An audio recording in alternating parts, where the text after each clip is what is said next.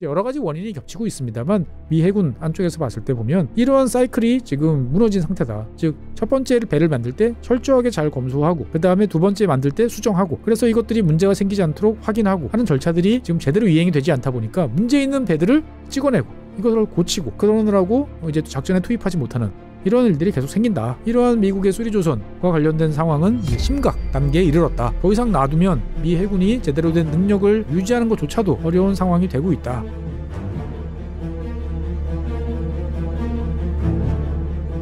네, 안녕하세요. 지구본연구소를 사랑해주신 여러분, 오늘은 미국 해군과 관련된 이야기를 좀 해보려고 합니다. 오늘 말씀드릴 주제는 여러분들께 좀 충격적으로 들릴지 모르겠지만 미 해군이 마구마구 배를 갖다 버리고 있다 라는 뉴스입니다. 미 해군이 최근 들어서 올해 초에 의회에다가 올해 이러이러한 배들을 정리하고 이러이러한 배들을 만들겠습니다 라는 보고서를 제출을 했습니다. 2024년 3월이니까 따끈따끈한 보고서죠. 그래서 미국은 이제 법적으로 해군이 어떤 식의 선박을 어떻게 할 건지에 대한 의견을 계속 제출하도록 돼 있어요. 그래서 이걸 보면 대충의 미국이 어떤 배를 만들 것인지를 보여줄 수 있는데 이 보고서를 보면 되게 깜짝 놀랄 만한 일이 있습니다. 2025년에 19척의 배를 퇴역시켰다. 퇴역이라는 것은 이제 은퇴시키는 거죠. 그러니까 현역에서 빼겠다라고 하는 거고 2026년에 17척, 2027년에 12척, 2028년에 7척, 2029년에 9척. 그러니까 향후 5년간에 걸쳐가지고 총 64척의 군함들을 퇴역시키겠다라고 이야기를 합니다. 그래서 64척이나 퇴역시키면 도대체 뭐가 남냐라고 보면 실제로 맞습니다. 전체적으로 지금 이게 미국 해군이 가지고 있는 전체 배의 종류와 숫자를 표시한 한 장으로 만든 도표예요. 뭐 화면에 배 특징적인 모습들, 그 다음에 배 이름들이 쭉 나와 있는데 여기 이제 빨간색으로 표시되어 있는 것들이 꽤 많다라고 생각이 되실 거예요. 방금 64척의 배를 퇴역시킨다고 그랬죠. 이 빨간색으로 표시된 게 64척의 퇴역을 표시한 겁니다. 야, 그러면 도대체 배가 상당히 많이 없어지는데 뭐가 없어지느냐? 일단 여러분들이 좋아하시는 그리고 미국 해군의 상징 같은 항공모함, 그중에서도 원자력 항공모함 니미츠급 한 척이 퇴역을 합니다. 그래서 2026년에 지금 퇴역할 예정이에요. 네임십이죠. 보통 이제 지금 포드급이 최신의 항공모함이고 대부분의 그 원자력 그 항공모함은 니미츠급인데 니미츠급 1번함인 CVN-68 니미츠 항공모함을 2026년에 퇴역시키겠다라고 이야기를 하고 있습니다. 그 다음에 이제 바닷속에서 활동하는 잠수함, 그 중에서 대표적인 것들이 이제 LA급 공격 원잠이죠. LA급 공격형 잠수함 같은 경우는 상당히 척수가 많은데 이거 거의 대부분을 다 치워버리겠다라고 이야기를 하고 있습니다. 그 다음에 이제 좀 연식이 좀 많이 되긴 했죠. 이지스급 순양함이죠. 이거는 타이콘테로가급 순양함 같은 경우는 1980년대 등장을 했으니까 참 많이 굴려먹었습니다. 한 40년 정도 지금 굴렸으니까 이제 은퇴를 해주는 게 맞을 텐데 자관 이 순양함 대부분 다 치우겠다라고 이야기를 하고 있고요. 그 다음에 이제 그 이지스함이라고 보통 이야기하는 알레이버크급 플라이트 1, 2, 3 이렇게 나누는데 제일 옛날 거 경납고가 없는 플라이트 1 같은 경우를 대부분 다 치워버리겠다라고 이야기를 합니다. 그리고 이제 과거에 잠수함으로 만들어졌다가 그 다음에 현재로서는 주로 순항미사일을 발사하는 그런 역할을 담당하고 있는 SSGN이라고 보통 표현하는 원자력 그냥 미사일 발사함이라고 할까요? SSGN 오하이오급을 전량 다 퇴역시키는 것으로 정리를 했습니다. 이렇게 해서 64척의 배를 향후 5년 동안에 정리를 하겠다라는 것이 아까 말씀드린 이제 보고 사항인 거죠. 그러니까 일단 이것은 미국 해군의 계획인 거예요. 올해 발표한. 그럼 도대체 이렇게 갑자기 많은 배들을 왜 퇴역시키느냐라고 이제 여러분들께서 궁금해하실 텐데 미국 해군은 사실 요즘에 되게 어렵습니다. 뭐 항상 해군이 제일 어려운 건 뭐냐? 사람이 없어요. 일단 병력이 풀 정원을 채우기가 쉽지 않은 게 이제 해군의 숙명인데 사람 채우기 힘든 것뿐만 아니고 또 오래된 선박이 많아요. 노후 선박들이 많다 보니까 이 노후 선박을 운영하고 굴리는 데 필요한 돈이 너무 많이 들어간다는 거죠. 최신의 함정이면 적은 비용으로 굴릴 수 있는데 오래된 배다 보니까 고치고 닦고 조이고 해야 될 것들이 되게 많다. 그리고 들어가는 사람도 당연히 많겠죠. 그리고 지금 현재 미국 같은 경우는 미 해군이 가장 중시하는 것은 항공모함과 더불어서 핵전쟁이 발생했을 경우에 상대방에 대한 보복, 즉 SLBM을 탑재할 수 있는 원자력 잠수함이 상당히 중요한데 여기 지금 세대 교체를 지금 진행을 하고 있습니다. 그러다 보니까 콜롬비아급 잠수함을 지금 건조를 지금 하고 있고요. 그 다음에 이제 공격형 잠수함 같은 경우도 버지니아급으로 지금 교체를 하는 작업들을 진행을 하고 있습니다. 성능이 좋죠. 성능이 좋은데 미 해군 입장에서 봤을 때는 이 빨리 다음 세대, 차세대 원자력 잠수함으로 세대 교체를 하고 그 다음에 다음 세대로 빨리빨리 넘어가고 싶은데 노후한 배들이 원체 많다 보니까 발목을 잡고 있는 거죠. 새로운 배를 만들 돈은 안 나오고 기존의 배에 계속 예산은 들어가고 그렇지만 그 오래된 배들은 별로 전력적인 효과는 별로 없다 보니까 이런 작업들을 계속 하고 있는 거죠. 그래서 미 해군 같은 경우는 2030년대 중반까지 330척의 유인 함정을 유지하겠다라는 게 목표입니다. 그리고 2037년이면 350척 정도를 확보를 하는 게 지금 목표로 좀 잡히고 있어요. 그런데 이제 2045년까지는 또 한 150척 가까운 이제 무인 플랫폼을 이제 만들 것이다라고 이야기를 하고 있습니다. 그러니까 미 해군은 어떻게 보면은 우리가 보통 알고 있는 미 해군의 상징 같은 크고 덩치 크고 비싼 이런 함정들을 상당수를 지금 빨리 폐기 처분하겠다라고 올해 의회에다가 지금 보고를 한 사항입니다. 이렇게 이제 보고를 하고 나면 국회에서 치우고 그다음에 뭐 할 거야 라는 쪽에 물어보는데 이렇게 급속하게 변화하는 거에 대해서 미 의회가 오히려 반대하는 경향들이 많아요. 그러다 보니까 제가 생각했을 때는 미 해군이 생각보다는 좀 많이 질렀다 라고 이제 볼 수가 있을 것 같아요. 그러니까 어차피 의회에서 이 64척의 폐역을 다 오케이를 할 것 같지는 않고 그래도 이 정도 불러야 그래도 한 40척 정도는 퇴역시킬 수 있지 않을까라고 생각을 하는데 어찌됐든지 올해 의회랑 좀 협의를 좀 해봐야 될 것 같습니다. 어쨌든 미 해군 입장에서 봤을 때는 이렇게 대규모 퇴역을 결정하고 추진한다라는 것들은 뭔가 지금 문제가 좀 발생을 했고 단단히 결심을 했다라고 이제 볼 수가 있습니다. 사실 미 해군에 있어서 요즘에 미 해군이 이제 가장 걱정하는 건 뭐냐면은 미국이라는 세계 최강의 나라가 배를 만드는 능력을 급격히 상실을 했다라고 볼 수가 있습니다. 전 세계에서 상선 기준으로 봤을 때 미국 조선소가 기여하고 있는 미국 조선소의 시장 점유율은 몇 퍼센트냐면은 현재 0.13%입니다. 0.13%. 전 세계에서 제일 배를 많이 만드는 조선 능력이 제일 양쪽으로 봤을 때 많은 나라 어디죠? 중국입니다. 중국이 50%, 그 다음에 한국이 한 30에서 35%. 그럼 두 나라 합하면은 몇 퍼센트예요? 85%죠. 그 다음에 일본이 한 10%에서 12% 정도니까 한중일 세 나라를 합치면 전 세계 조선 역량의 한 95%가 다 끝나는 거예요. 그러니까 미국 입장에서 봤을 때 보면 조선 능력이라는 것은 거의 남아있지 않은 그러한 상황이라는 것이 미 해군의 이제 고민이라는 겁니다. 사실 미 해군은 원래 미국이라는 나라는 원래 이런 나라는 아니었어요. 여러분들이 이제 미 해군과 관련되어 있는 이야기를 하다 보면 항상 등장하는 사람이 알프레드 테일러 마한이라는 제독입니다. 이 양반이 어떻게 보면은 그 제해력, 바다의 중요성 이런 것들을 되게 강조한 이러한 제독인데 이 양반이 이야기했던 것들이 해군력이 강해야 상업적으로 경쟁력 있는 상업 능력을 가질 수 있고 그다음에 이것이 강해야 더 큰 해군력을 유지할 수 있는 돈 그리고 여러 가지 요즘으로 말하면 서플라이 체인 이런 걸 유지할 수 있다라고 이야기하는 거죠. 그러니까 군함은 센데 상선단은 약하고 이건 말이 안 되고 상선단만 강한데 군함은 없고 이것도 말이 안 된다는 거죠. 이 두 개는 같이 갈 수밖에 없다라고 이야기를 하면서 사실 미국 같은 경우는 19세기 그리고 독립 직후부터 이러한 전략을 상당히 잘 따라왔습니다. 그러니까 여러분들이 생각을 해보셨을 때도 기본적으로 조선 역량이 없는 강력한 해군이라는 게 과연 가능한가?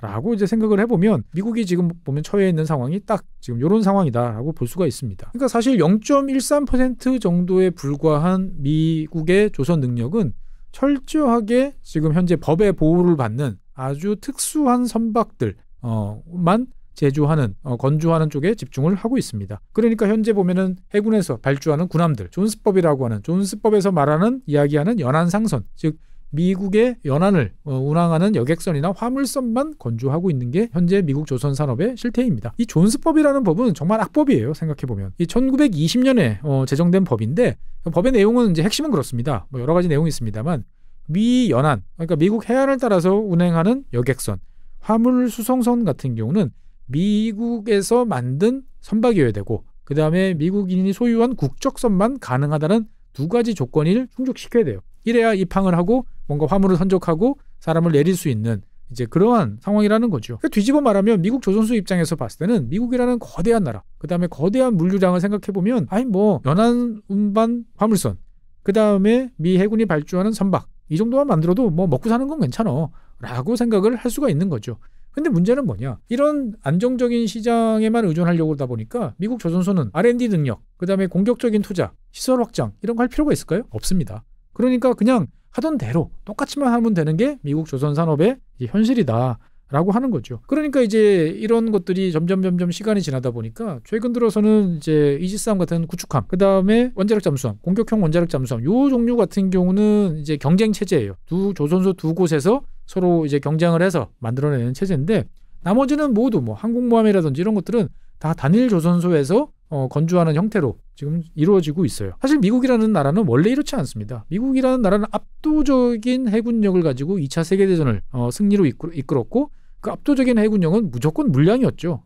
그러니까 뭐 거의 몇 시간 만에 상선 한 척씩을 찍어낼 정도의 대량의 능력을 갖춘 이제 그러한 국가였고요. 실제로 미국 같은 경우는 냉전 시기에도 오랫동안 이러한 대규모 상선단을 유지하는데 보조금을 썼어요. 그러니까 해운사들한테 보조금을 주면서 평소에는 유지를 하도록 했고 전시에는 그 선박을 동원을 해가지고 대서양을 가로질러서 유럽 대륙으로 향하는 여러 가지 물자를 보급할 수 있는 이러한 선단들을 유지하는 작업을 1980년까지 계속 유지를 하고 있었어요. 그러다 보니까 조선업 입장에서 봤을 때는 꾸준하게 수요가 나오고 이렇게 보면 선순환 구조가 유지됐는데 1980년 레이건 대통령이 취임한 다음에 81년에 이 조항을 다 삭제를 해버립니다. 어떻게 보면은 시장에 맡기고 이런 것들은 필요 없어 라고 이야기를 하는 거죠. 그래서 멀천트 플릿이라고 하는 상선단에 대해서 이제 보조금을 철폐를 해버리고 나니까 이제 조선 이제 먹거리가 갑자기 확 떨어지는 그런 모습을 볼 수 있습니다. 그래서 요게 이제 레이건 대통령 요 시절이라고 보시면 되겠는데 이때 이제 보면은 파란색으로 표시되어 있는 커머셜이라고 표시되어 있는 일반 상선 선박의 건조가 확 줄어드는 모습을 볼 수가 있습니다. 그러니까 뭐 당연히 미국 조선소들은 대부분 이때 다 문을 닫게 되는 거죠. 그래서 여러분들이 이제 뭐 10만 톤급, 12만 톤급까지 요즘에 올라가는 거대한 이제 항공모함, 이야 크다, 정말 세계 최대의 조선소에서 만들 거다라고 생각들을 하시겠습니다만 미국 최대의 조선소인 이제 뉴포트 뉴스라는 조선소 같은 경우는 우리나라 현대중공업의 3분의 1 정도 규모입니다. 규모가 그렇게 크지는 않아요. 물론 이제 그 항공모함을 건조하거나 수리할 수 있는 이 도크 자체의 규모는 크지만 나머지 전체적인 시설 규모는 상당히 작은 그러한 조선소다라고 볼 수가 있습니다. 그러니까 전 세계를 돌아다니는 배 4만 4천 척 가운데 미제, 메이드 인 USA라고 찍힐 수 있는 배는 이제 200척, 상업용 기준으로 보면 매우 적은 이러한 것들이 이제 미 조선업의 현실이다라고 이제 볼 수가 있습니다. 그러다 보니까 실제로 뭐 민간 조선소가 이렇게 취약해지니까 미 해군의 건함, 그러니까 배를 새로 만드는 거라든지 유지 보수한다든지 이런 능력들이 급속하게 감소하고 있어요. 그러니까 여러 가지로 한번 나눠서 살펴보면 이제 배를 만들 때는 설계를 하는 게 되게 중요합니다. 그러니까 뭐 설계를 한다고 그래가지고 이것을 이제 뭐 해군에서 직접적으로 다 도면 그리고 하는 작업들은 아니지만 설계에 대해서 방향성을 제시를 하고 민간 업체에서 만들어 온 도면들을 검토하고 변경하고 하는 작업들을 하는 인력은 충분히 확보를 해야 되는 건데 냉전 시기 같은 경우는 이제 미 해군에서 이러한 인력들을 한 1200명 정도를 보유를 하고 있었어요. 그래서 미 해군 같은 경우는 배를 만들기 전에 철저하게 사전 단계에서 검수를 하고 조치를 취해가지고 빠르게 생산한 배들이 문제가 없는 것으로 유명했습니다. 그런데 문제는 현재 지금 이러한 설계와 관련된 인력은 미 해군 전체 통틀어서 이제 300명 이하 수준으로 줄어들었어요. 물론 이것이 생산자 향상, 요즘에는 다 뭐 캐드나 이런 것으로 통해 가지고 자동화돼 있고 그 다음에 내가 한 곳을 수정하면 자동으로 관련되는 것들이 탁탁탁 움직여서 수정되는 아주 효과적인 장비들이 동원되다 보니까 옛날처럼 천 단위로 이렇게 인력을 보유하고 유지할 필요는 없겠습니다만 너무 많이 준 거는 사실인 거죠. 그러다 보니까 이제 미국에서 최근에 어떤 일이 벌어지냐면은 배를 처음에 만들 때는 당연히 이런저런 문제들이 발생을 해요. 그건 이상한 게 아닙니다. 처음에 신주함을 만들면 1번함을 만들면 예상치 못했던 일들이 벌어지는 거죠. 그러고 난 다음에 그 배에서 나타나는 문제점들을 고쳐서 그 다음 배에서는 문제가 되지 않도록 그래서 2번함 정도 만들면은 문제가 거의 잡혔어. 그러면 그 다음서부터 3번, 4번, 5번, 6번은 아주 빠르게 쭉쭉 진행이 됩니다. 그리고 뒤로 갈수록 문제가 없어져야 이제 정상인데 그렇지 않아요. 미국 같은 경우는 최근에 신규로 이제 진행했던 지난 20년 동안 진행했던 사업들 대표적인 게 LCS라고 해가지고 이제 연안 전투함이라고 하는데 이거는 뭐 만드는 배마다 족족 다 여러 가지 문제들에 시달리다가 결국 조기 퇴역을 지금 결정한 상태고요. 그 다음에 이제 어마어마한 돈을 퍼부었던 주말트 이거 같은 경우는 겨우 3척 만들고 이제 끝나는 상황인데 문제들이 계속 생기는 거죠. 심지어 최근에 이제 건조됐던 항공모함인 포드급 항공모함도 계속 문제들이 발생을 하고 있어요. 그러니까 이제 여러 가지 원인이 겹치고 있습니다만 미 해군 안쪽에서 봤을 때 보면 이러한 사이클이 지금 무너진 상태다. 즉 첫 번째 배를 만들 때 철저하게 잘 검수하고 그 다음에 두 번째 만들 때 수정하고 그래서 이것들이 문제가 생기지 않도록 확인하고 하는 절차들이 지금 제대로 이행이 되지 않다 보니까 문제 있는 배들을 찍어내고 이것을 고치고 그러느라고 이제 작전에 투입하지 못하는 이런 일들이 계속 생긴다라고 이야기를 하고 있고요. 그 다음에 실제로 배를 만드는 역량 자체도 지금 엄청나게 이제 감소해 있는 이제 이러한 상황입니다. 지금 화면에 보이시는 이 지도에 표시되어 있는 것들이 미국 전역에서 미국 해군에 납품하는 군함을 제조하는 이제 이러한 곳인데 현재 전체적으로 봤을 때 보면은 4개의 업체가 소유한 7개 조선소에서 미 해군용 신조함을 이제 건조를 하고 있어요. 그런데 이제 1960에서 90년대 사이에 보면은 7개 정도의 조선소가 이제 폐쇄되면서 미 해군이 원하는 속도 양만큼의 어떤 선박을 건조하는데 상당히 지금 어려움을 겪고 있다라고 이제 볼 수가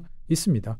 실제로 현재 이제 미국에서 미 해군용 선박을 건조하고 있는 조선소의 모습인데 왠지 우리나라의 조선소 모습하고는 좀 다르죠. 규모도 좀 작아 보이고 그 다음에 뒤쪽에 뭔가 시설을 놓을 만한 부지도 좀 되게 부족해 보이고 여러 가지로 좀 규모가 작다라는 생각이 좀 드는 게 현실인 것 같습니다. 그래서 현재 미국 정부가 소유하고 있는 어버먼트 네이벌 쉽야드라고 이제 보통 표현을 하는데 총 4곳이 지금 있어요. 그래서 서해안에는 이제 시애틀에 있는 이제 워싱턴주에 있는 푸젯 사운드, 그 다음에 동쪽에는 노포크하고 포트머스 이 2곳에 지금 있고요. 그 다음에 하와이에 한 곳, 이렇게 4곳에서 현재 여러 가지 뭐 정비라든지 이런 작업들을 시행을 하고 있는, 어떻게 보면 공공 미 해군이 보유하고 있는 이러한 조선소인데, 문제는 이 4곳의 이 조선소의 역량이 되게 제한적이에요.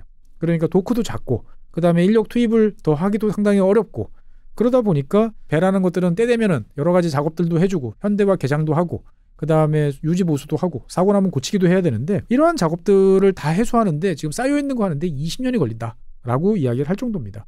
배를 띄우면 보통 한 10년 정도 지나면 군함들은 현대화 작업을 합니다. 모더나이제이션 작업을 하는 거죠. 그래서 그 사이에 컴퓨터도 업그레이드 시키고 레이더도 교체하고 배선도 교체하고 뭐 사람을 줄일 수 있는 신기술이 적용되면 그때그때마다 적용을 하는 거죠. 그래서 배가 새롭게 탄생을 하면 다시 한 10년, 15년 정도 굴리고 25년 정도 굴리면 이거 더 굴릴까? 아니면 퇴역시킬까? 이제 고민을 하게 되는데, 미국 같은 경우는 이 현대화 작업이 계속 지연이 되는 거예요. 그러니까 지금 같은 경우 보면은 2000년대 초반에 만든 배들이 이제 별다른 개장 없이 계속 지금 20년 이상 굴리는 이런 상황이 되는 거죠. 그러다 보니까 앞서 말씀드린 것처럼 유지보수 비용은 많이 들어. 그 다음에 그 배가 처음 만들어졌을 때는 최첨단 기술이라고 했지만 지금은 벌써 20년 이상, 그래서 심지어 유지보수하기도 힘든 그러한 기술로 이루어진 배야. 그러면 미 해군 입장에서 봤을 때는 그냥 이 배는 치우는 게 차라리 나은 거죠. 그 전체적으로 보면 손해예요. 적절할 때 배를 수리해서 현대화해서 개조해가지고 현대전에 맞게 계속 만들어가는 작업을 해야 되는데, 이것이 이제 쉽지 않다라는 것이 미 해군의 이제 고민이라는 거죠. 그러다 보니까 2014년에부터 2020년까지 한 7년 정도에 걸쳐가지고 전체적으로 정비 지연, 예상보다 늦어지는 정비 시간을 다 합해보면은 38,900일, 어마어마한 건데, 이것이 보면은 연간 매년 미 해군이 당초 생각했던 것보다 매년 15척 정도의 배를 제대로 작전에 투입하지 못하는 그러한 일이 벌어지고 있다라고 이제 이야기를 합니다. 그러니까 연간 투입할 수 있는 잠수함 3척, 그 다음에 항공모함 한 절반, 0.5척 정도가 배에 나가지도 못하고, 그렇다고 수리를 받지도 못하는 애매모호한 상태에서 그냥 묶여있는, 말 그대로 계류되어 있는 그러한 상태에 처해 있는 게 이제 미 해군의 현실이라는 거죠. 이러한 와중에 이제 미국의 해군의 최대 라이벌로 부상한 중국은 무섭게 이제 부상을 하고 있습니다.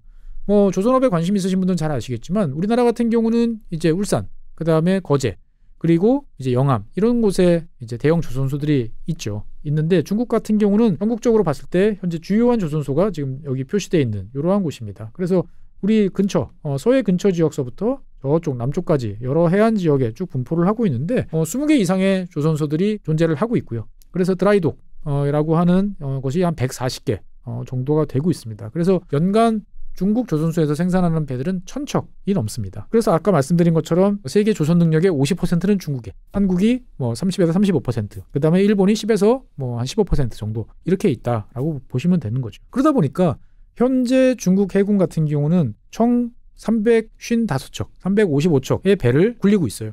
근데 그에 비해서 미 해군은 296척을 지금 운영을 하고 있는 거죠. 그러니까 지금 벌써 보면은 몇 척인 거예요? 한 150척 정도 차이가 나는 거죠. 물론 척수가 많다라고 그래가지고 모든 것을 결정하는 건 아니죠. 왜?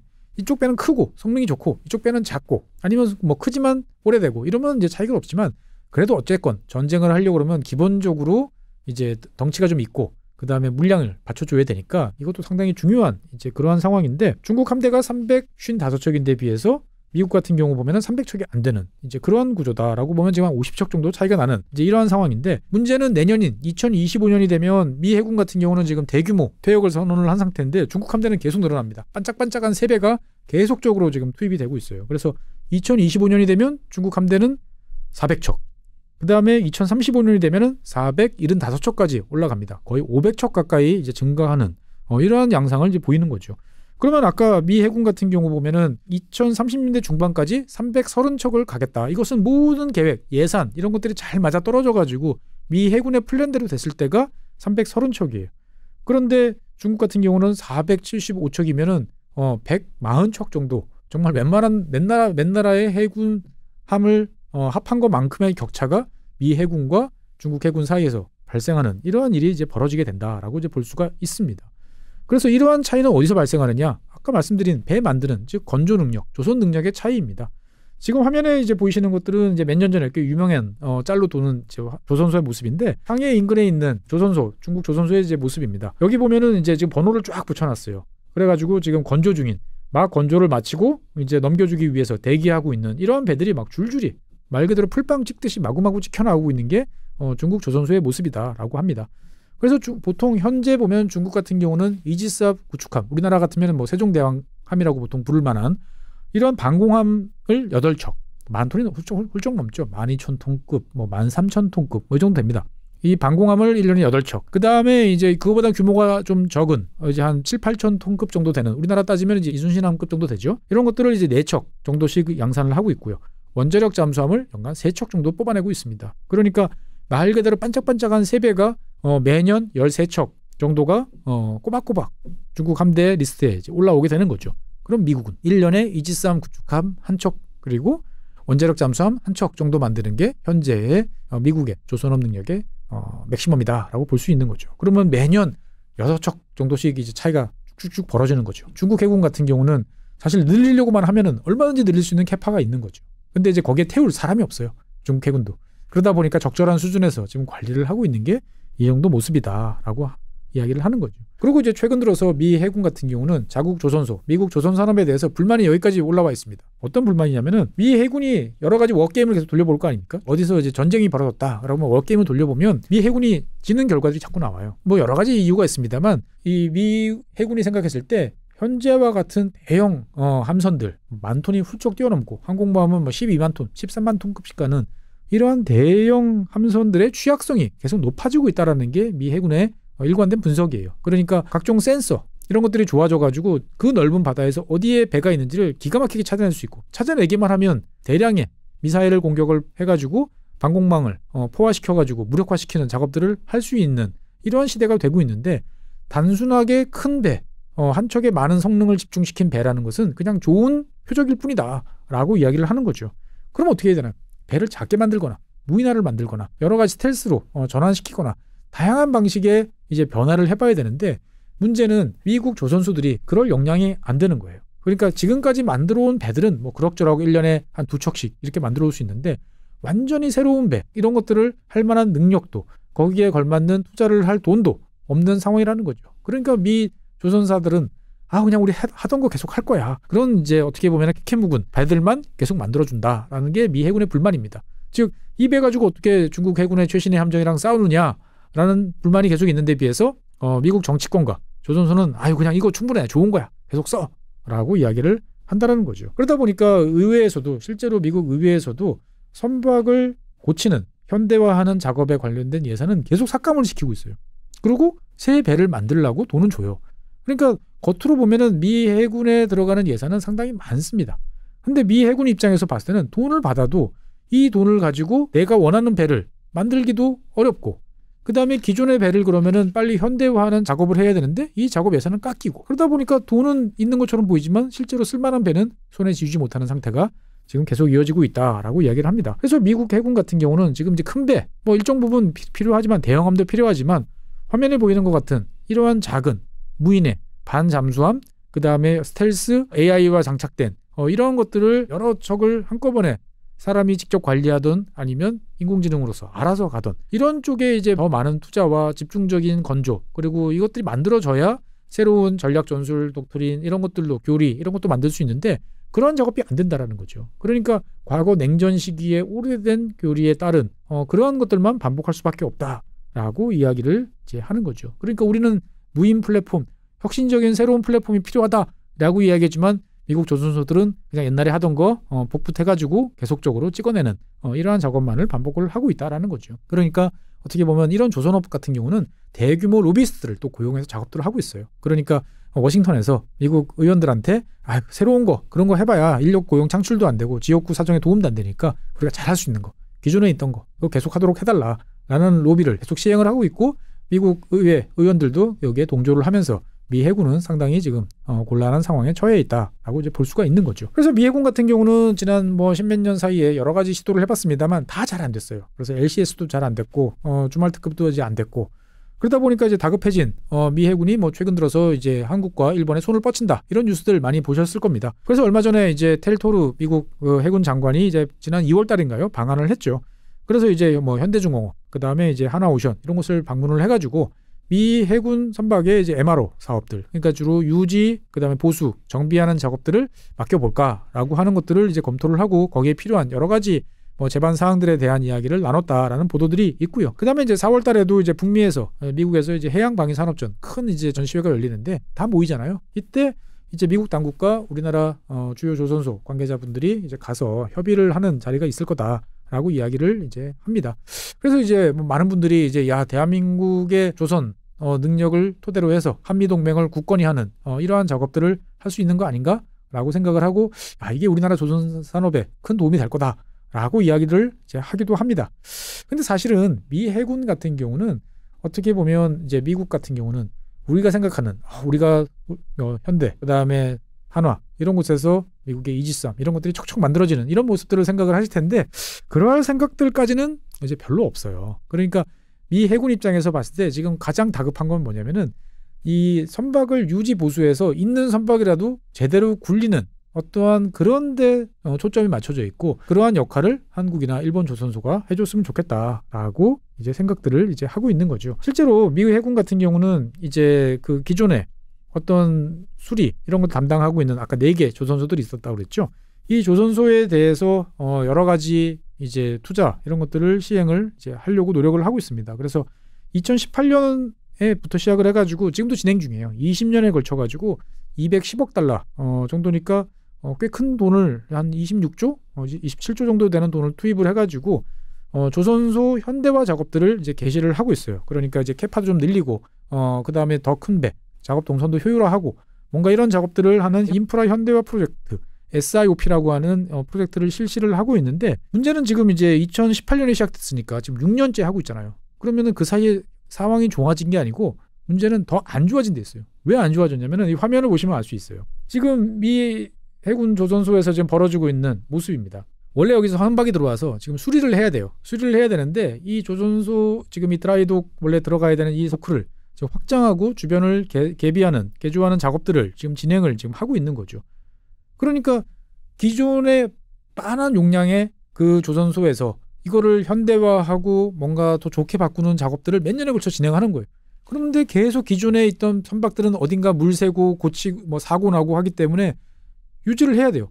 그런데 그런 것들을 할 곳들은 없는 거죠. 그러니까 정비소가 4곳밖에 없는데 한 곳이 우리 그 새롭게 인테리어 한다고 문 닫고 있는 상황이라는 거죠. 그럼 나머지 3곳에서는 더 많은 적체가 이제 발생할 수밖에 없다라고 이 이야기를 하고 있습니다.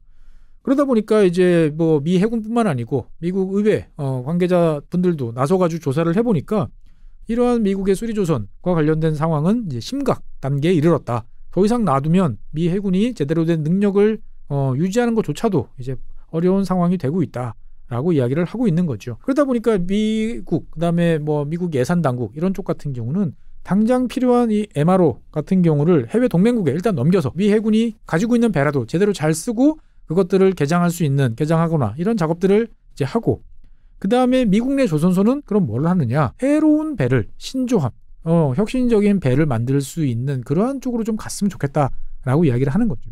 그러니까 새 배를 신조함을 만드는 작업을 한국이나 일본 조선소에 맡기는 것은 아직까지 미국 생각은 없어요. 그러니까 당장 필요한 MRO 작업들을 한국 조선소들이 좀 해줬으면 좋겠다라고 생각들을 이제 하는 거고. 그래서 아까 말씀드렸던 델토르 장관 같은 경우도 공개 석상에서 밝히는 멘트를 보면 그래요. 과거에 미국에는 훨씬 많은 조선소들이 있었는데 이 조선소들이 문을 닫았다. 이 중에 한 2개 정도라도 새롭게 문을 열 수 있다면 우리가 필요로 하는 새로운 선박을 만들 수 있지 않겠느냐라고 이야기를 하는 거죠. 그러니까 미국 내에 기존에 폐쇄되어 있던 도크를 다시 돌리는 게 궁극적인 목표고 그 전까지의 어떤 상황을 넘기기 위해서 한국이나 일본의 동맹국의 힘을 좀 빌려볼까라고 생각들을 이제 하는 거죠. 근데 묘한 것은 우리가 미국의 IRA 이후에 대한민국 기업들이 대규모로 투자를 해서 미국의 2차 전지 생산 역량이 단 1년 만에 20배 이상 성장을 했잖아요. 이런 것처럼 똑같은 생각을 하는 것 같아요. 미국의 조선 산업의 캐파를 늘리고 현대화하는 작업을 한국이나 일본 기업들이 와서 투자를 해줬으면 좋겠다라고 생각들을 하는 거죠. 왜?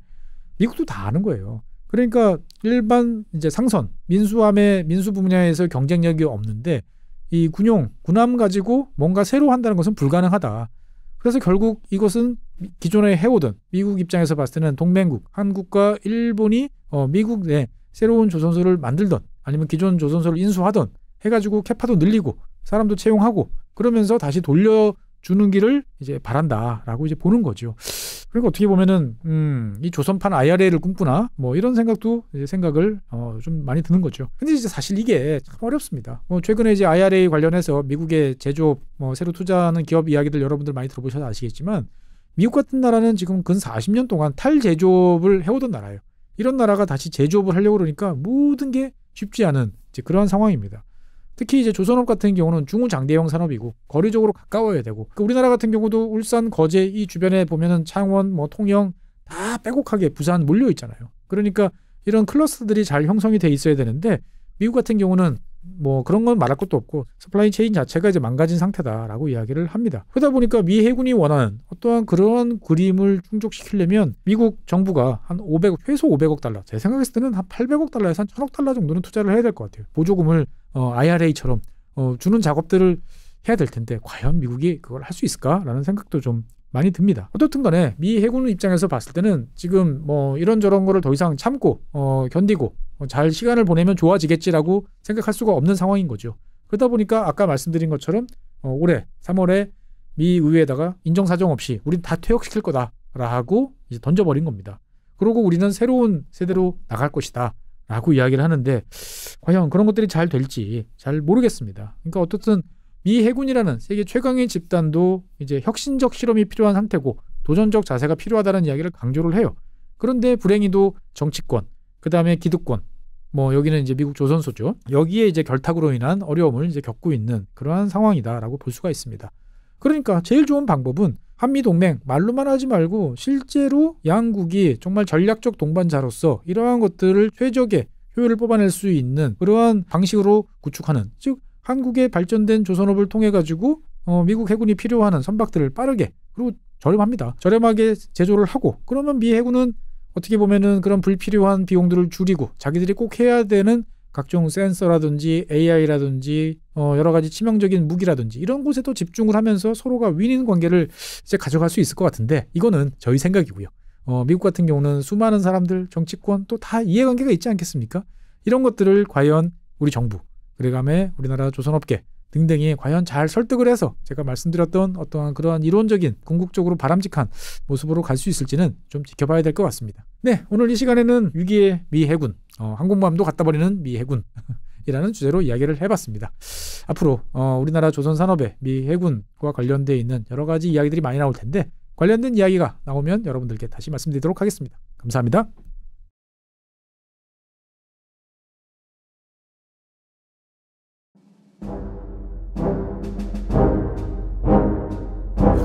네, 안녕하세요. 최준영입니다. 오늘은 미국과 관련된 이야기, 그 중에서도 이제 뉴스에서는 제대로 다뤄지지 않은 그 이면의 여러 가지 복잡한 사항들을 한번 설명해보는 그런 기회를 가져보려고 합니다. 얼마 전에 뭐 미국과 관련된 뉴스들은 뭐 되게 많습니다만 지난 10월 4일날 미국의 항만노조가 이제 파업을 중단했다. 뭐 이 정도 이제 단신으로 우리나라에서 보통 처리가 됐습니다. 그래서 이제 국제 항만노조 ILA라고 보통 표시되는 여기하고 사용자죠. 그래서 해사연합이라고 하는 이제 USMX라고 이제 표시하는데 여기가 이제 협상이 타결되면서 파업이 이제 끝났습니다. 그래서 뭐 화면에 보시는 것처럼 이제 그 당시에 막대한 이제 물량들이 항구마다 그득그득 쌓여가지고 여러 가지 물류난 뭐 이런 거 발생하는 거 아니냐라는 이제 우려가 있었습니다만 생각보다는 좀 빨리 끝났죠. 근데 이제 이 파업을 들여다보고 있으면 미국과 관련되어 있는 여러 가지 재미있는 사실들을 좀 알 것 같아서 오늘 한번 가지고 왔습니다. 사실 뭐 이제 파업이라는 건 당연히 이제 노동 조건, 뭐 그 중에서도 이제 급여와 관련된 이야기가 제일 많겠죠. 그래서 이제 국제 항만 노조 ILA가 이제 파업을 이제 하게 됐던 것은 임금을 올려달라라는 거였습니다. 그럼 얼마나 올리는 거냐? 향후 6년. 여기서는 이제 6년마다 단체 협약을 체결을 합니다. 그러니까 향후 6년치를 한꺼번에 협상을 하는 거예요. 그래서 노조 같은 경우는 77%를 인상해달라. 야, 센데? 그런데 의외로 이 사용자 측, 회사연합 같은 경우에도 50% 정도까지는 우리가 해줄 수 있다라고 하니까 야, 스케일이 크다라는 생각이 좀 들었습니다. 그래서 결국 파업 이후에 최종적으로 타결을 본 게 6년 동안에 이제 62%, 그러니까 노조도 한 10% 정도 양보를 하고 그다음에 사용자 측도 한 10% 정도 양보를 해서 6년 동안에 62%의 임금을 상승한다 라는 쪽으로 타결이 됐습니다. 그래서 야, 뭐 많이 오르니까 좋다라는 생각이 좀 듭니다. 근데 실제로 이제 보면 이 우리나라도 그렇지만 다 항만 같은 경우는 이제 노조의 힘이 센 경향이 되게 강합니다. 그래서 이 임금 수준이 얼마나 되나라고 찾아봤더니 그렇게 낮지가 않더라고요. 그러니까 미국의 국제항만 노조 기본급이요. 그러니까 기본급이 연봉으로 따지면 한 8만 달러, 8만 1,000달러 정도 됩니다. 그러니까 우리 돈으로 따지면은 상당히 이제 많은 거죠. 보면 1,400원 따지면은 뭐 1억이 넘는 그 정도 이제 연봉을 받고 있고, 실제로 이제 뭐 항만 일이라는 게 여러 가지 초과 근무 이런 것들도 이제 많다 보니까 그런 것들을 하면은 이제 20만 달러도 이제 훌쩍 넘어간다라는 이야기가 있습니다. 그러니까 야, 상당히 이제 고소득 직종인데 이번에 다시 이제 한 60% 정도 더 올린다라는 걸 보니까 어떻든 부럽다라는 생각도 좀 듭니다. 그래서 실제로 이제 이 파업이 끝나긴 했는데 완전히 끝난 건 아니다라는 점도 여러분께서 좀 기억하시면 좋겠습니다. 무슨 말이냐면은 일단은 양쪽 대표가 일단 합의를 본 거예요. 그러면은 이제 노조 입장에서 봤을 때는 우리도 조합원 투표를 통해서 최종적으로 그 합의안에 대해서 이제 비준을 해줘야 되는데 요 절차가 지금 남아 있습니다. 그래서 요것과 관련돼 있는 여러 가지 불씨들은 아직 좀 잠복돼 있는 이제 이런 상황인데, 사실 미국에서도 이 항만 노조의 이런 대규모 파업은 되게 오래간만이다라고 이야기가 나옵니다. 그래서 10월 1일 날 시작해서 뭐 10월 4일 날 마무리됐으니까 4일 정도밖에 되진 않았습니다만 전체적으로 보면 한 4만 5천 명이 참가하는 상당히 대규모 파업이었고요. 실제로 1977년이 대규모 파업이 있었다 하는 마지막 해였으니까 그 다음에 보면 47년 만에 이제 파업이 있었던 거죠. 그러니까 어떻게 보면 상당히 오래간만에 이제 대규모 파업이 있었구나라는 것들을 알 수 있겠고요. 그래서 실제로 보면 파업의 가장 큰 배경 이런 것들은 뭐 여러 가지가 있습니다만 해운업체, 특히 이제 컨테이너선 운영업체들이 어마어마한 돈을 벌었는데 우리도 좀 달라. 이런 이제 욕구들이 되게 분출을 했던 것 같습니다. 사실 뭐 우리나라에서도 그동안에 이제 HMM 같은 이런 해운주에 투자하셨던 분들은 잘 아시겠습니다만 지난 코로나 시기에 이제 엄청나게 해상 운임이 치솟았죠. 그래가지고 정말 한 뭐 10년 만에 벌 거를 뭐 1년 만에 다 벌었다 정도로 보통 우리가 이렇게 알고 있는데, 전 세계적으로 봤을 때 이 해운업체들, 특히 이제 컨선업체들 위주로 해가지고 코로나 시절에 한 4천억 달러 정도를 벌었습니다. 4천억 달러면 얼마야? 한 몇백조 되는 돈을 이제 벌었는데, 이게 컨테이너선이 등장을 해서 코로나 이전까지 벌어들인 모든 돈을 합친 것보다 더 많은 돈을 한 2, 3년 사이에 다 번 거죠. 그러니까 당연히 이것과 관련돼 있는 항만 노조에서도 야, 우리도 좀 파일을 나눠줘라고 이야기를 이제 했던 거라고 이제 보시면 되겠습니다. 그래서 이제 파업에 참여한 항구들은 이제 서해안 쪽은 아니고요, 미국 동해안 그리고 이제 걸프 남쪽입니다. 그래서 지금 화면에 보이시는 것처럼 주로 동해안이나 남해안에 있는 항구들에서 이제 파업이 이루어졌고, 지금 이제 숫자로 이제 나와 있는 것들은 이제 채선돼 있는, 그러니까 뭐 하역을 못하니까 그냥 정처 없이 바다 위에 떠 있어야 되는 이러한 이제 컨테이너선들의 숫자를 이제 표시를 했던 겁니다. 그래서 36개 항구에서 54척 이상의 컨테이너선들이 이제 채선을 이제 빚었다라고 이야기가 됩니다. 그러니까 뭐 별로 그렇게 많이 됐던 것 같지는 않아요. 뭐 그런데 실제로 미국 입장에서 봤을 때 보면 하루에 한 50억 달러 정도의 이제 피해가 이제 발생을 했다라고 이야기를 하고, 전체적으로 지금도 이제 이 여파들이 좀 남아가지고 한 2, 3주 정도, 그러니까 10월 한 말 정도 돼야 이제 다 회복이 된다라는 이야기도 나오고 있습니다. 어찌됐든 이제 오래간만에 미국 입장에서 봤을 때는 대규모 파업이 있었고, 특히나 이제 항만과 같은 주요 인프라에서 파업이 있었기 때문에 정치적으로도 이게 특히나 대통령 선거를 앞두고 있었기 때문에 꽤나 이슈가 좀 됐다라고 이제 볼 수가 있겠습니다. 그래서 이제 현재 뭐 대통령인 바이든 대통령 같은 경우는 어떻든 간에 친노조적인 행보를 보였고, 이번 대선에서도 해리스를 비롯한 민주당 진영에서는 노조 진영에 어떠한 조직화된 그러한 표들이 이제 필요하다라는 것들은 여러분들도 뭐 잘 아실 겁니다. 그래가지고 이번 그 파업이 그래도 빨리 종결된 데에서는 백악관이 직접적으로 개입을 했습니다. 그래서 백악관의 이제 수석 보좌관이 이제 해운사 CEO들을 이제 화상 회의로 다 집합을 시켜가지고 압력을 이제 가했다라는 이야기가 나옵니다. 그러니까 당초 제안, 즉 50%보다 더 좋은 제안을 빨리 해라. 라는 식으로 압박을 넣었다라는 이야기도 나오고 있죠. 그래서 이런 거 보면 우리나라랑 비슷하다라는 생각도 들고, 실제로 이 미국에서도 연방법 그리고 이제 대통령의 권한 같은 경우 보면 주요한 인프라에 대해서는 대통령이 행정명령을 내릴 수 있어요. 파업을 중단하고 그다음에 조정에 대해서 응해라라고 이제 할 수가 있는데, 공화당이라든지 미국의 이제 그 경제단체 같은 경우는 대통령한테 이러한 권한을 활용을 해서 일단 파업을 중단하고 협상을 더 이어가도록 해달라라고 요구를 했는데 바이든 대통령은 이것을 이제 거부를 이제 했습니다. 그러니까 이제 철저하게 정치적인 목적에 따라서 이번 항만노조 파업이 이제 진행됐다라고 이제 보시면 되겠습니다. 사실 아까 앞에서 제가 말씀드리는 와중에 이제 아직 불씨가 남았다라고 했는데 그 불씨가 뭐냐면 일단 임금은 타결이 됐어요. 임금은 타결이 됐는데 또 다른 이슈가 이제 남아 있는 거죠. 자동화, 즉 오토메이션과 관련된 이슈들이 좀 남아 있습니다. 사실 이제 이러한 4만 명 이상이 참여하는 대규모 파업을 이제 한다라는 건 쉬운 일이 아니죠. 노조 활동을 해보신 분들은 아시겠습니다만 조직력이라는 게 되게 중요하고 조직력을 발휘하기 위해서는 평소에 이제 위원장들이라든지 그 다음에 간부들 그리고 노조원들 간의 어떤 유대감 그리고 신뢰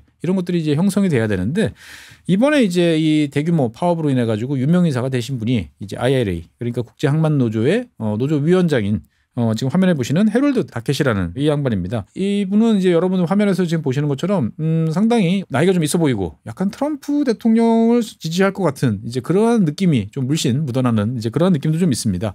사실 이분은 나이가 되게 많아요. 78살입니다. 노조위원장이 78살. 오, 우리 같으면 벌써 정년하고도 한참 지났을 이제 그런 나이인데 미국 같은 경우는 이제 정년이 없는 경우들이 많죠. 그러다 보니까 뭐 잘하면 계속한다라는 이제 그런 이미지인데 실제로 이 헤럴드 다겟 같은 경우는 뭐 노조원들로부터는 뭐 많은 신임을 받고 있는 것 같습니다. 그래서 2022년인가에는 노조 사무실 앞에 자기 동상도 이제 노조원들이 세워줄 정도로 상당히 이제 친밀한 관계를 유지하고 있는데 가만 들여다보면 이것도 참 재밌어요. 그러니까 미국 노조 위원장들은 우리가 생각하는 우리나라 노조 위원장들하고는 좀 다른 게 상당히 족벌 체제?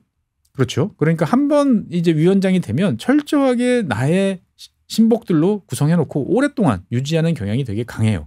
그리고 또 그 와중에 이제 뭐 깡패라든지 뭐 폭력배 같은 좀 어두운 세력들과의 무슨 결탁설 이런 것도 나오는데 이 헤럴드 다겟 같은 경우도 뭐 전형적인 이제 그러한 경우입니다. 이 양반 같은 경우는 이제 본인이 위원장이고요. 그 밑에 이제 이사로 있는 이제 그 높은 고위 노조 간부로 있는 사람이 또 자기 아들이에요. 그래서 이제 본인은 이제 연봉으로 한 90만 달러 정도를 받아가고요. 아들이 한 70만 달러 정도 받아갑니다. 뭐 기타 등등 하면 더 받아가는 것도 있다라는 이야기도 있는데 상당히 이제 많이 받아가는 거죠. 그래서 야, 미국에서 노조위원장 하면은 저렇게 많이 받아가라고 하는데 그렇지는 않습니다. 다른 이제 전국 단위, 미국 전역에 이제 꽤 규모가 큰 노조 다른 쪽에서 봐도 보통 한 20만 달러, 25만 달러 정도가 노조위원장 임금으로는 보통 그냥 그 정도가 룰이에요. 그러니까 상당히 이제 많이 받아간다라고 이제 볼 수가 있는 거죠. 어쨌든 이제 이 헤럴드 다겟 같은 경우는 뭐 조직을 잘 이끌어가지고 이번에 이제 전체적인 파업을 해서 원하는 것을 이끌어냈으니까 아마 종신 자기가 물러나겠다 아니면 자기 아들한테 물려주겠다라고 할 때까지 아마 계속 할 수 있을 것 같다라는 생각도 좀 들어요. 그러니까 이게 상당히 이제 재밌는 미국의 특징이다라고 이제 볼 수가 있는데 이 양반이 이제 가장 중요하게 생각하는 건 뭐냐면은 어떠한 자동화도 받아들일 수 없다라는 거죠. 즉 항만 노조의 일자리를 빼앗을 수 있는 자동화는 당연하고 반자동화까지도 받아들일 수 없다라고 이야기하는 거죠. 그래서 아직 이게 정확하게 지금 타협이 이제 안 된 상태예요. 급여만 타협이 됐지 실제로 지금 각 해운사들이 추진하고 있는 자동화를 포기하겠다, 뭐 안 한다, 뭐 아니면 일부만 서로 합의 본다. 이건 아직 남아 있으니까 불씨가 좀 남아 있다라고 이제 보면 되겠습니다. 어쨌든 이제 이번 이제 파업을 통해서 사실은 이제 이 경제계 이쪽에서는 별로 이제 좋지 않게 보는 거죠. 그러면서 이제 월스트리트 저널 같은 경우는 아예 크게 기사를 달았습니다. 미국의 항만이 지금 전 세계적으로 매우 낙후돼 있는데 여기에 대해서 노조가 개입을 해가지고 자동화, 심지어 반자동화까지 못하면 미국의 산업 경쟁력이라는 것은 더 나가 떨어질 수밖에 없는 거 아니냐라고 이제 이야기들을 이제 하는 거죠. 그러니까 뭐 지금 화면에 보시는 것처럼 최고가 전 세계에서 53등인데 이거 가지고 어떻게 이제 중국이랑 이런 업체들이랑 경쟁을 하겠느냐라고 이제 기사를 실었습니다. 그래서 이게 무슨 말이냐, 무슨 기준으로 53위냐라고 하면 원래 항만과 관련되어 있는 여러 가지 평가 기관들도 있고요. 그다음에 척도들도 있습니다. 그 중에서 보통 이거를 얼핏 번역하면 뭐 세계은행, 월드뱅크에서 했다 이런 이제 기사들도 간혹 나오는데 그건 잘못된 겁니다.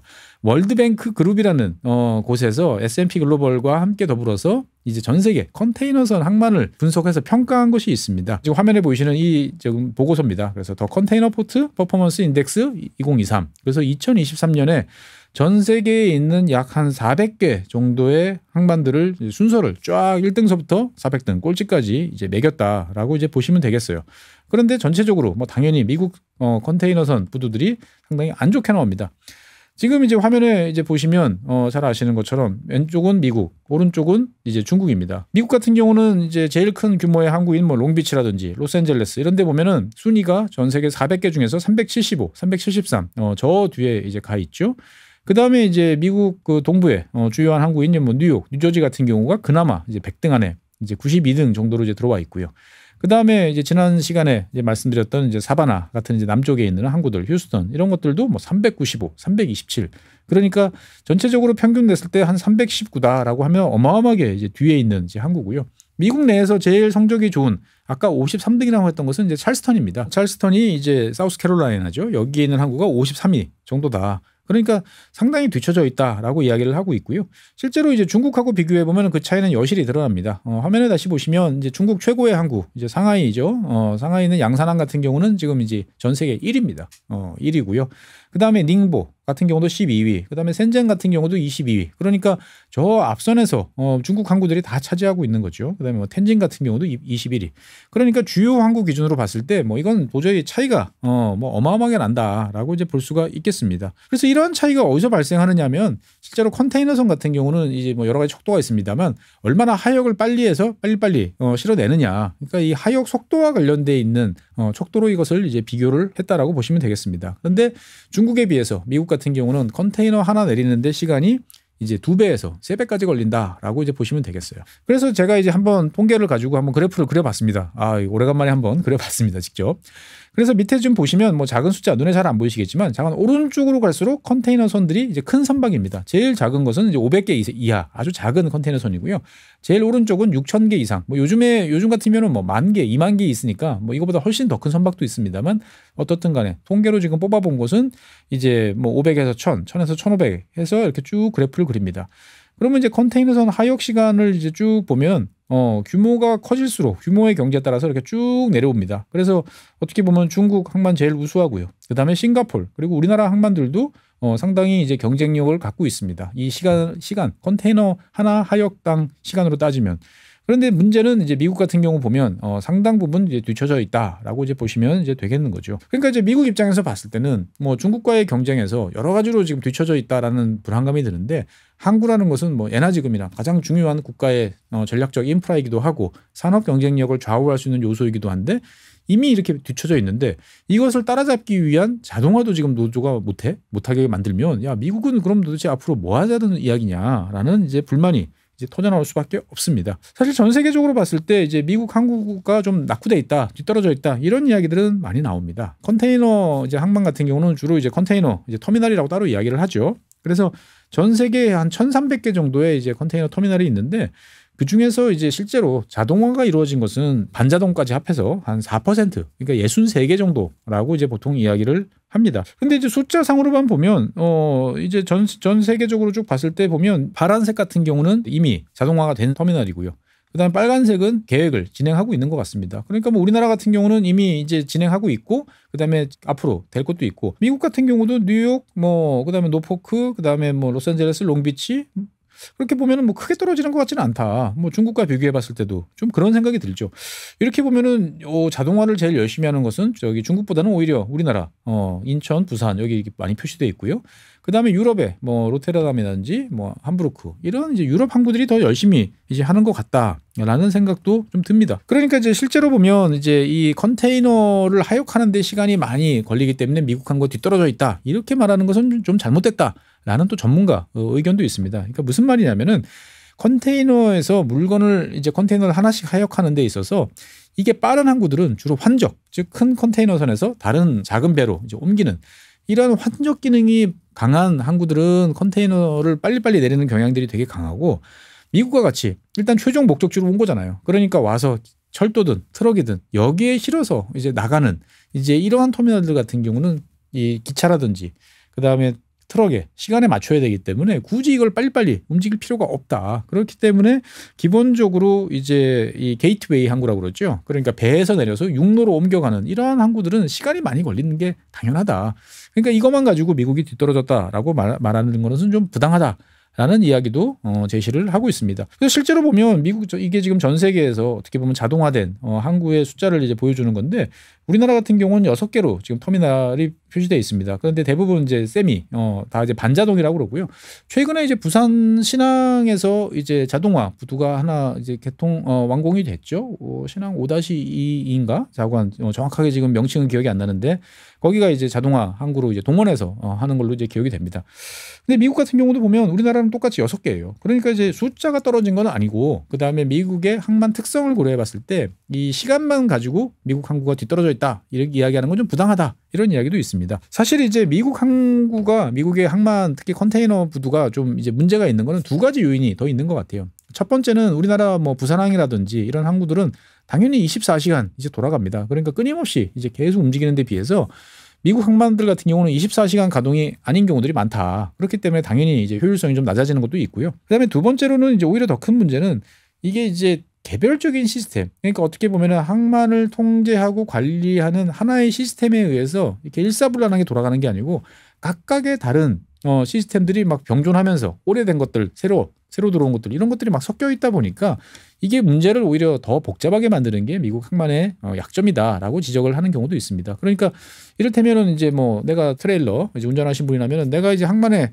가서 짐을 실어 와야 되니까 그럼 내가 언제 갈 건지 이런 것들을 이제 예약을 하는 그러한 시스템들이 당연히 있어야 되는데 이게 이제 미국 항만들 뭐 롱비치나 이런 데도 저도 찾아보니까 여러 개의 다양한 시스템들이 있어요. 좋게 말하면 다양하지만 나쁘게 말하면 혼란스러운 거예요. 보면 이 시스템도 있고 저 시스템도 있고 막 그러다 보니까 얘네들끼리 충돌을 일으킬 때도 있고 그러니까 여기서 뭔가 이제 문제가 많이 생긴다라는 이야기도 있습니다. 그러니까 이제 미국 입장에서 봤을 때 이 미국 항만 전문가들은 자동화가 모든 것을 해결해 주지 않는다라고 이야기를 하지만 어쨌든 이 자동화라는 것은 되게 이제 멋있어 이제 보이는 건 어쩔 수 없는 거죠. 그래서 실제로 이제 뭐 항만 중에서도 우리 뭐 벌크선이라든지 이런 것 같은 경우는 자동화가 이제 쉽지 않을 것 같지만 컨테이너선 같은 경우는 정말 자동화 될 것 같죠. 이렇게 해서 딱 내려가지고 옮기면 야드에 옮기고 다시 반출하고 이런 것들이 되게 자동화될 것 같은데 실제로 보면 저도 좀 알아보니까 항만 자동화가 생각보다 많이 어렵다라고 이야기를 합니다. 지금 화면에 보이시는 게 이제 보통 일반적인 항만 자동화의 개념도입니다. 그러니까 전체적으로 무선으로 다 통제를 하고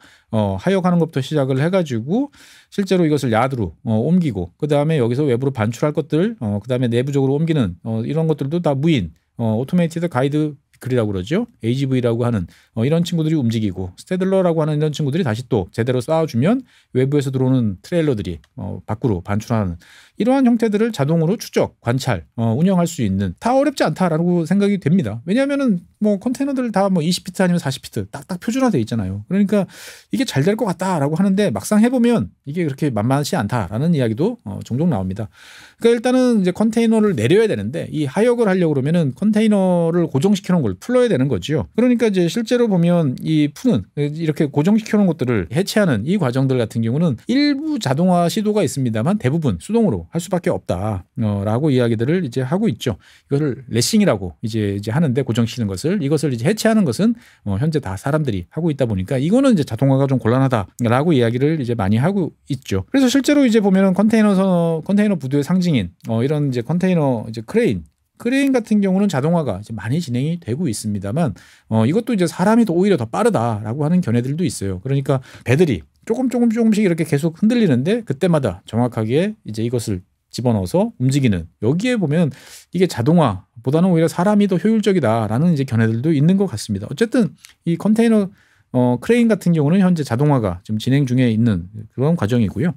그다음에 이제 보통 자동화된 부두에서 제일 핵심은 이제 아까 말씀드렸던 AGV죠. 그러니까 컨테이너 크레인이 컨테이너를 이제 하역을 하면 AGV 위에다 올려주는 거죠. 그러면 이제 이 친구가 자동으로 사람이 타지 않고 자동으로 적치장 야드에다가 이제 갖다 놓는 이러한 시스템 같은 경우가 최근 들어서 많이 이제 각광을 이제 받고 있습니다. 그래서 뭐 AGV도 있고요. 그 다음에 이제 뭐 자동 리프팅 차량 보통 이제 ALV라고 부르는 요 차량들도 있고 그 다음에 뭐 스트래들 캐리어라고 하는 이제 요런 친구들도 있습니다. 그래서 이런 친구들이 이제 자동으로 움직이면서 컨테이너를 정확하게 제 위치에 딱딱 쌓아놓는 거죠. 그러니까 이제 훨씬 더 효과적으로 잘 움직일 수 있다라고 이제 이야기들을 이제 많이 합니다. 그리고 이제 뭐 당연히 이 차에서 이제 야드에서 다른 곳으로 이동할 경우에 뭐 트럭 같은 경우도 뭐 여러 가지 쉽죠. 뭐 RFID 방식도 있을 것이고 그다음에 뭐 번호판을 직접 읽는 뭐 OCR 방식도 있고 그러니까 상당 부분 어떻게 보면은 지금 자동화가 많이 이루어지고 있다라고 이제 이야기는 많이 되고 있습니다. 그래서 화면에 보이시는 이런 것들. 그래서 실제로 우리나라 같은 경우도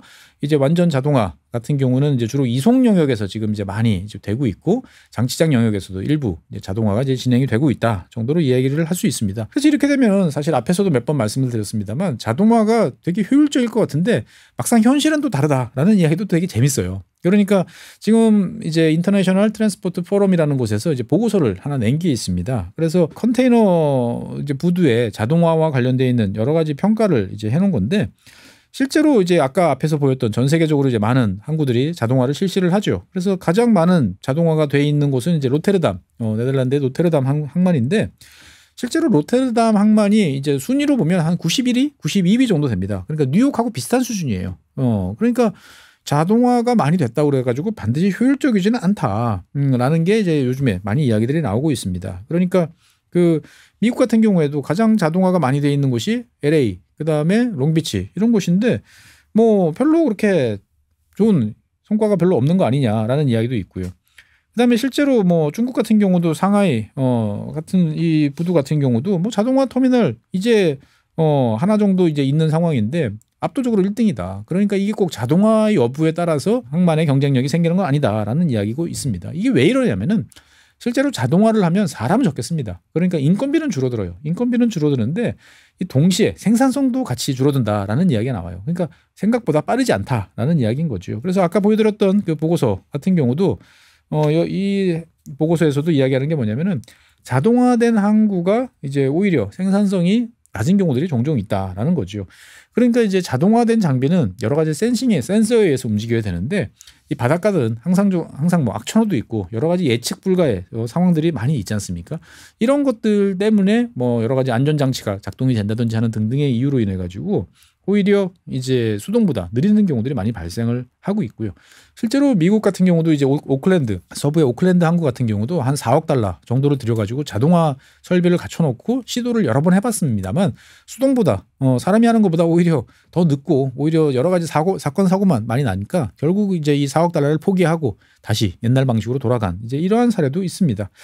다른 한편으로 보면 이 자동화가 잘 적응이 안 되는 이게 효율성이 잘 이제 안 난다라는 것 중에 하나는 컨테이너선 규모가 들쭉날쭉해지는 게 점점 더 커지기 때문이다라는 이야기도 나옵니다. 그러니까 사실 이제 그 컨테이너선들이 요즘에 초대형화로 이제 되고 있잖아요. 그러니까 뭐 요번까지는 작은 배가 들어왔다가 그다음에 어마어마하게 큰 배가 들어왔다가 막 이제 이런 경우에 여기에 맞춰서 자동화된 기기들이 알아서 움직이기가 쉽지 않다라는 거죠. 그러니까 차라리 비슷한 사이즈의 배들이 비슷하게 컨테이너를 싣고 계속 들어오면 자동화의 효율이 날 수 있는데 뭐 컨테이너 들어오는 선박들의 사이즈들이 점점 이제 격차가 커지다 보니까 이것들을 자동화 시설이 따라가기가 어려운 이제 그러한 면들도 있다라고 이야기들을 합니다.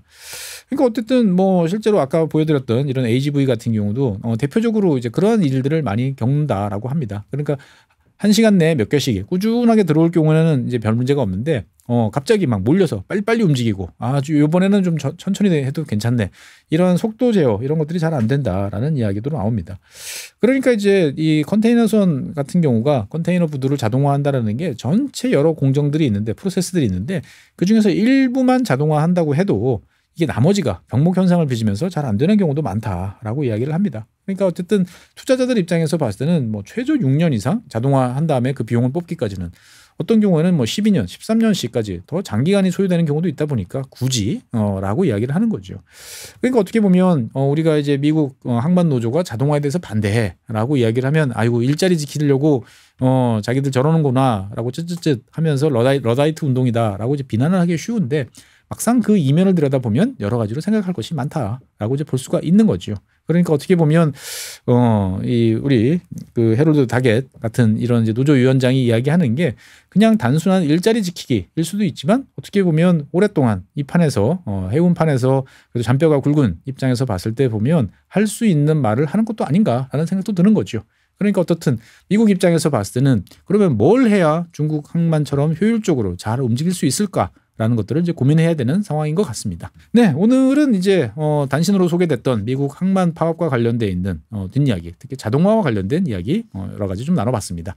그래서 들여다 보니까 재밌죠. 그래서 저도 사실은 바다에 대해서 관심 많고 항만에 대해서 관심 많은데 앞으로도 종종 소개해드릴 수 있도록 하겠습니다. 네, 오늘 준비한 사항은 여기까지고 다음 시간에 새로운 모습으로 여러분을 찾아뵙겠습니다. 감사합니다.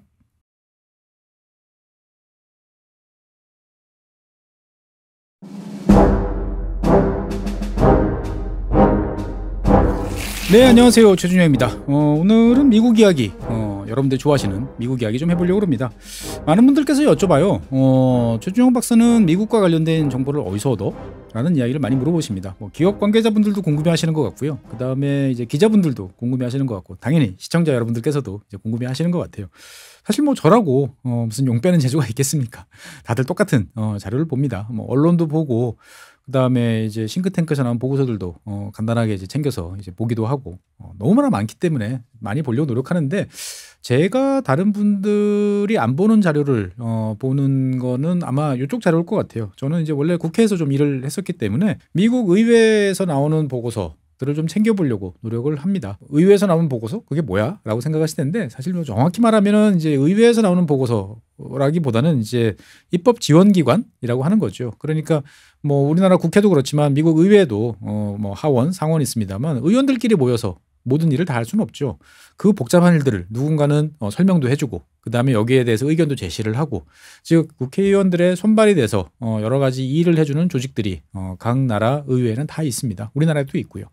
그래서 미국 의회 같은 경우에는 이제 보통 4대 조직이다라고 이야기를 합니다. CRS라고 하는 조사처가 대표적이고요. 그다음에 GAO라고 하는 회계감사원, 지금 화면에 나오는 요 Government Accountability Office라고 하는 요 기구가 있고요. 그다음에 예산과 관련돼 있는 예산을 주로 다루는 예산처가 있고 그다음에 기술평가원이라고 하는 또 다른 조직이 있습니다. 보통 그래서 요 4개 입법 지원 기관을 이제 미국 의회에 4가지 기둥이다라고 이야기를 하는데 여기서 보면 정기적인 보고서를 냅니다. 그래서 어떤 보고서들을 보다 보면 야 이거를 이렇게 그냥 까발려도 돼? 라고 할 정도의 날 것도 있고요. 어떤 거는 이런 거는 도대체 왜 보고서를 내지? 라는 것도 있고 근데 어떻든 우리가 생각했던 것보다 훨씬 많은 정보가 공개가 되고 있다라는 말씀을 꼭 드리고 싶어요. 그래서 미국과 관련돼 있는 여러 가지 정보들은 꼭 직접 한번 찾아보시는 게 좋습니다. 어디서 뭔가 외신이나 보다 보면은 어떤 기관에 의해서 어디에 의해서 뭐가 나오면 한번 원소스를 꼭 찾아보세요. 원소스를 찾아보면 훨씬 이해도가 높을 수도 있고 그것과 관련돼 있는 또 연관돼 있는 다른 정보를 얻을 수 있는 기회가 훨씬 많습니다. 그래서 오늘은 그중에서도 방금 말씀드렸던 GAO라고 하는 이 회계감사원에서 나온 보고서 중에 눈에 띄는 게 하나 있어가지고 제가 좀 설명을 드리려고 갖고 나왔습니다.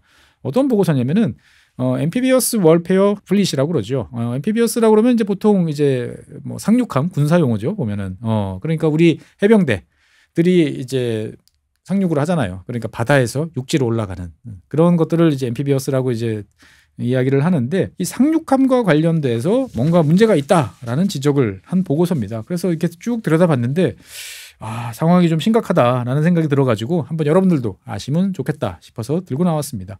사실 전 세계적으로 봤을 때 이 해병대라고 하는 즉 바다에서 육지로 대규모 상륙을 하는 군대를 대대적으로 갖추고 있는 나라는 딱 2나라 있습니다. 미국하고 우리나라죠.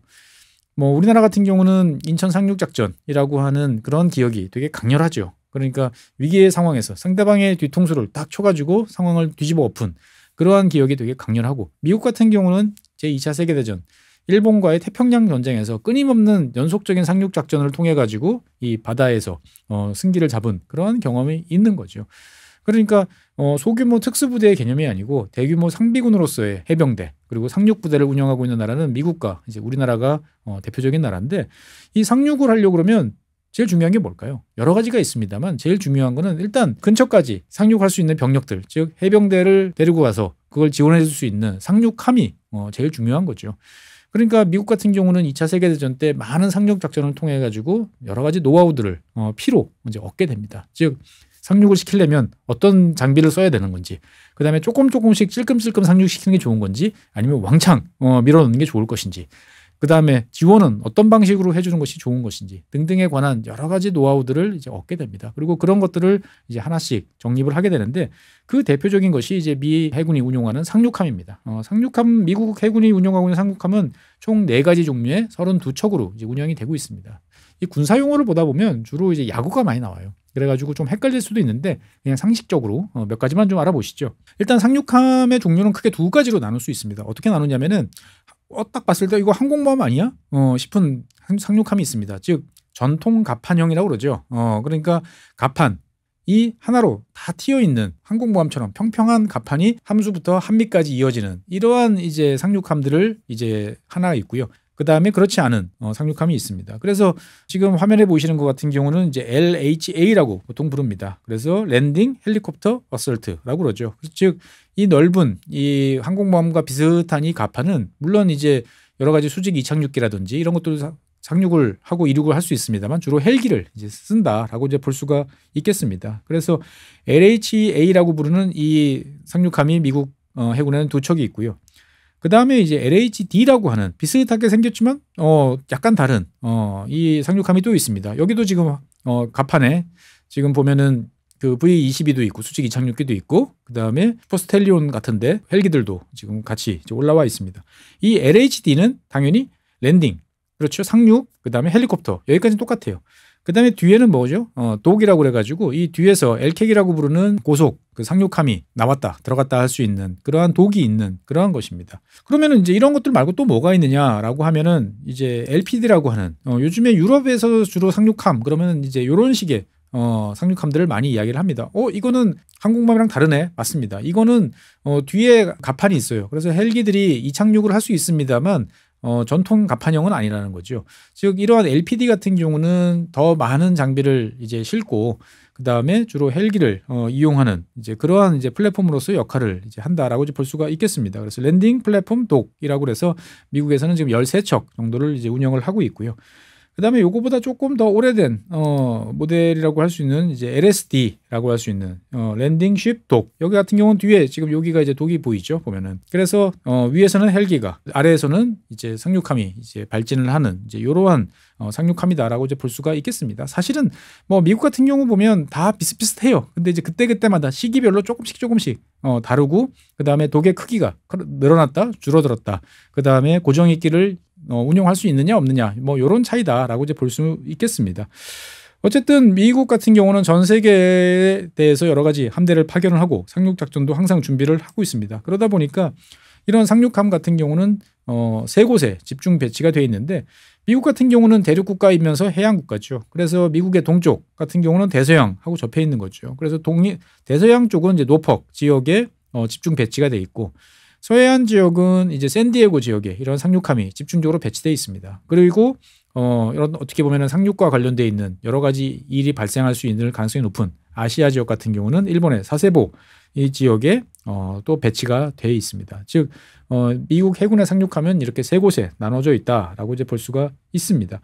그래서 이런 상륙함을 타고 상륙하는 이제 미 해병대 같은 경우는 보통 ARG, 뭐 MEU 이런 이제 단어들이 많이 나와요. 그래서 ARG 같은 경우는 이제 뭐 상륙 준비단이라고 이제 상륙 준비단이라고 해야 되나요? 뭐 이걸 번역하기가 좀 뭐라고 번역한 용어가 있는데 순간 잘 생각이 안 납니다. 어쨌든 간에 앰피비어스 레디 그룹이라고 보통 불러서 이 그룹들이 상륙함을 타고 상륙을 이제 하게 되는데 기본적으로 이제 한 ARG에는 3척의 상륙함이 붙습니다. 그래서 지금 보시는 것처럼 LHD나 LHA로 표시되는 여기 하나가 있고요. 그다음에 LPD 한 척. 그다음에 LSD 한 척 이렇게 해서 3척이 붙어서 약 2,100명 정도를 이제 수용을 하게 됩니다. 그러니까 당연히 LHD나 LHA 같은 경우는 규모가 좀 커서 한 1,000명 이상. 그다음에 아까 말씀드렸던 좀 옛날 구형이라고 하는 LSD 같은 경우는 한 400명 정도로 수용을 하게 되는 거죠. 그래서 요 한 그룹이 상륙 준비단이라고 이야기를 하겠고요. 실제로 이 밑에 이 상륙 준비단이라고 하면 그것을 운영하는 해병대 같은 경우는 MEU라고 해병 원정대라고 이야기를 하게 됩니다. 그래서 해병대 같은 경우는 작은 그 자체가 하나의 또 다른 군대죠. 즉 무슨 말이냐면은 그 안에서 육군, 해군, 공군이 이제 같이 이제 있다라고 이제 볼 수가 있겠습니다. 그러니까 어떻게 보면은 상륙 작전이란 건 입체전이죠. 그러니까 상륙을 하면은 뭐 탱크도 필요하고 자주포도 필요하고 하지만 상륙하기 전까지는 또 별도의 상륙 장갑차라고 하는 것들이 이제 필요하고, 그다음에 이것을 지원해주기 위해서는 헬기, 이왕이면 뭐 그것을 독자적으로 지원해 줄 수 있는 뭐 전투기라든지 이런 것까지도 있으면 좋을 것 같습니다. 그러다 보니까 미국 해병대는 전투기도 있고 해병대도 있고 그다음에 이제 헬기도 있고 뭐 다 있는 이러한 것들인데, 이런 해병 원정대 같은 경우는 해병 공직 이동을 위한 최소 부대 단위다라고 이제 보시면 되겠고요. 한 2,000명 정도가 이제 한 단위로 이루어져 있습니다. 그러니까 어쨌든 해병대 입장에서 봤을 때는 이러한 상륙함이 제일 중요하다라고 이제 볼 수가 있는데, 미국은 이제 전 세계적으로 봤을 때 압도적으로 이렇게 많은 상륙함을 운용하고 있는 나라는 없어요. 그러니까 32척. 야, 우리 입장에서 봤을 때는 동해안, 서해안, 남해안에 한 척이라도 있으면 좋겠다라는 생각이 이제 들지. 우리 같은 경우는 지금 독도함으로 대표되는 상륙함이 이제 2척이 지금 있고, 그다음에 LST와 같은 그런 이제 다른 형태, 지금 미국과는 좀 다른 형태의 이제 상륙함들이 이제 배치가 돼 있습니다만, 사이즈 면에서 봤을 때를 보면은 미국이 이제 훨씬 큰 거는 뭐 당연한 이야기죠. 그러면 이제 여러 가지 이야기를 쭉 했습니다만 도대체 뭐가 문제냐 라는 거에 대해서 이 보고서, 아까 말씀드렸던 이 GAO 이 보고서를 보면 이런 상륙함들이 제대로 지금 관리가 안 된다라는 이야기가 많이 나옵니다. 그래서 실제로 2021년부터 2022년까지 32척의 상륙함들이 한꺼번에 모두가 다 맨날 이제 스탠바이 상태에 있는 건 아니죠. 특히 뭐 해군에 복무하셨던 분들은 아시겠지만, 해군은 끊임없이 한 척은 뭐 이제 바다 위에서 돌아오고 있고, 한 척은 뭐 정비나 수리를 받고 있고, 한 척은 이제 배치돼 있고, 그러니까 보통 3척이나 4척이 로테이션을 해야 한 척을 항상 이제 작전 환경에 동원할 수 있는 이제 이런 상황인데, 미 해군 같은 경우는 이 상륙함 전력의 한 절반 정도를 스탠바이 시켜놓는 게 목표인데 이게 계속 안 돼요. 한 45%, 44% 정도로 되는데, 이게 이제 2024년 올해 같은 경우에 보면은 최소 2개의 ARG, 그러니까 이제 상륙 준비단, 그 다음에 그 해병 원정대가 제대로 작전을 할 수 없을 정도로 이게 갖춰져 있지 않다라고 이야기를 지금 하고 있습니다. 그러니까 어떻게 보면 이 상륙함들이 제때제때 딱딱 배치가 돼야 뭐 훈련도 하고, 그다음에 여러 가지 국제적으로 봤을 때 문제가 있을 때 투입이 되는데, 이 상륙함이 제대로 관리가 안 되다 보니까 작전을 할 수가 없는 상황이 노출이 된다라는 이야기를 하고 있습니다. 특히나 이제 지금 문제가 되고 있는 것은 뭐 여러 가지 함정들이 있습니다만, 뭐 LHA 같은 요런 LHA 같은 경우는 지금 보시면 아시겠습니다만, 여기서는 이제 F-35라든지 옛날 같으면 이제 해리어 같은 고정익기도 이제 운용을 이제 했는데, 여기에서 주기적으로 이제 이륙을 하고 착륙을 해야만 이 조종사의 이 자격 요건이 충족이 되는 거죠.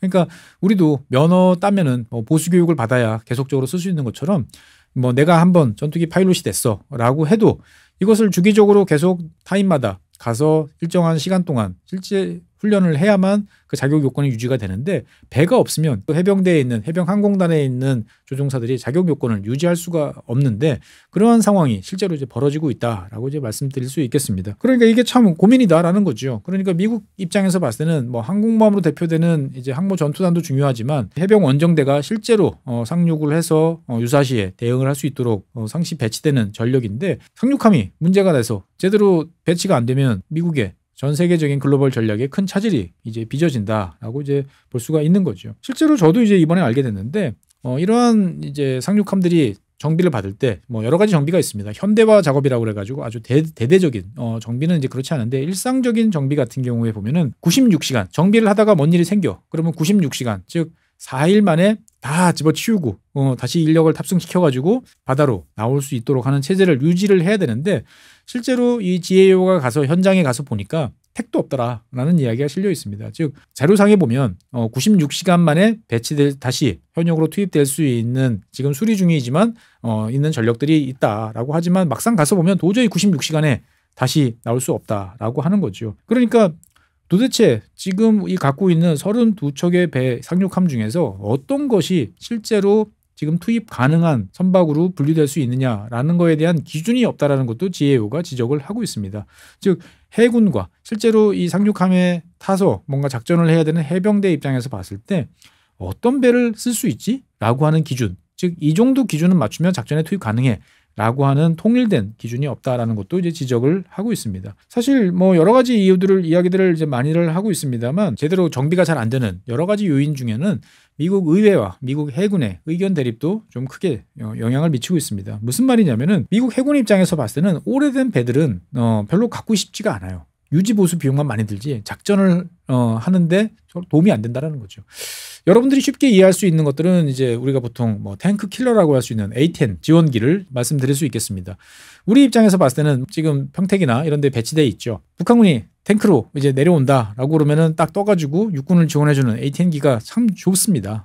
육군 입장에서 봤을 때는 우리를 지원해주는 든든한 공군 친구들 이렇게 이야기할 수 있는데 공군 입장에서 봤을 때는 단일 목적이에요. 오로지 지상작전을 지원해주기 위한 단일 용도로만 쓸 수 있는 기체를 이만큼 보유를 하고 있고 거기에 맞는 파일럿이라든지 운영을 시켜야 되는 거죠. 그러니까 공군 입장에서 봤을 때는 야 지금 쟤네들 써먹을 수 있겠어? 라는 생각을 할 수밖에 없는 거죠. 즉 여러 가지 뭐 맨패드라든지 대공 미사일이 난무하는 현장에 저속에 어떻게 보면 저공을 비행하는 그러한 비행기들은 쓸모없다라는 게 미 공군의 이제 생각인 거죠. 실제로 우크라이나 전쟁에서도 이제 러시아군이 운용하는 뭐 우크라이나군도 운용하지만 수호이 25 같은 지상 작전 지원기 같은 경우는 대부분 큰 피해를 입고 있습니다. 해군 입장에서 봤을 때도 지금 이 32척이라고 하는 상륙함이 있습니다만 한 16척 정도 같은 경우에는 별로 상태가 이제 매우 좋지 않은 거죠.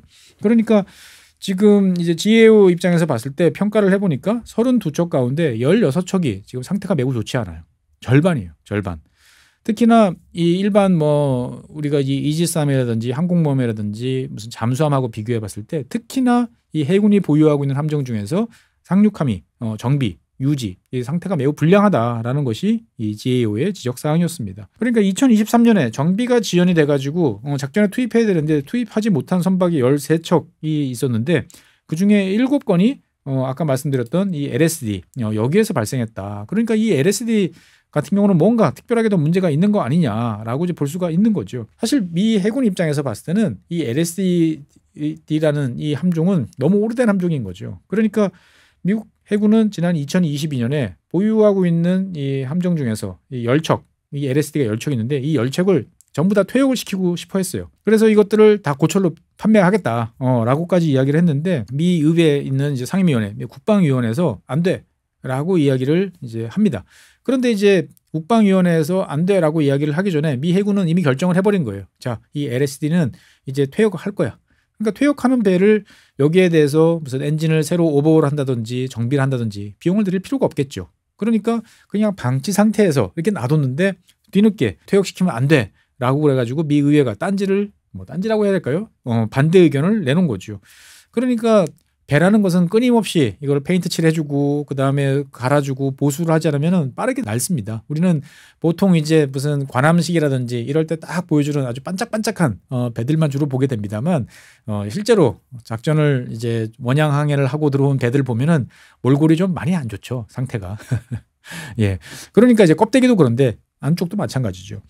그래서 미국 지금 상륙함 중에서 이 LSD 같은 경우는 나는 이거 그만 쓸 거야. 라고 하는 상태에서 정비를 안 했는데 계속 써 라고 하니까 이게 이제 노후화가 급속도로 이제 진행이 된 그러한 상태인 거죠. 그러니까 척당 지금 이거를 다시 돌리려면 1억 5천만 달러 정도 투입을 해야 되는 거예요. 그러니까 15쪽이면 15억 달러. 그러니까 우리 돈으로 한 2조 원 정도를 부어넣어야 되는데 미국 해군 입장에서 봤을 때는 아니 이거는 지금 별로 성능도 좋지 않고 여러 가지로 문제점이 많은데 그 돈 있으면 차라리 딴 거를 새 거 뽑는 게 낫지 않겠느냐라고 이야기를 지금 하는 거죠. 그러니까 정비를 안 하면 더 큰 비용이 들어가고 그다음에 이걸 많은 돈을 들여도 실제로 전력으로 쓸 수 있는 효과는 이제 별로 없지만 의회에서는 야 그거 왜 버려 너희들 그냥 세배 가지려고 그러는 거 아니야 라고 이야기를 계속 한다는 거죠.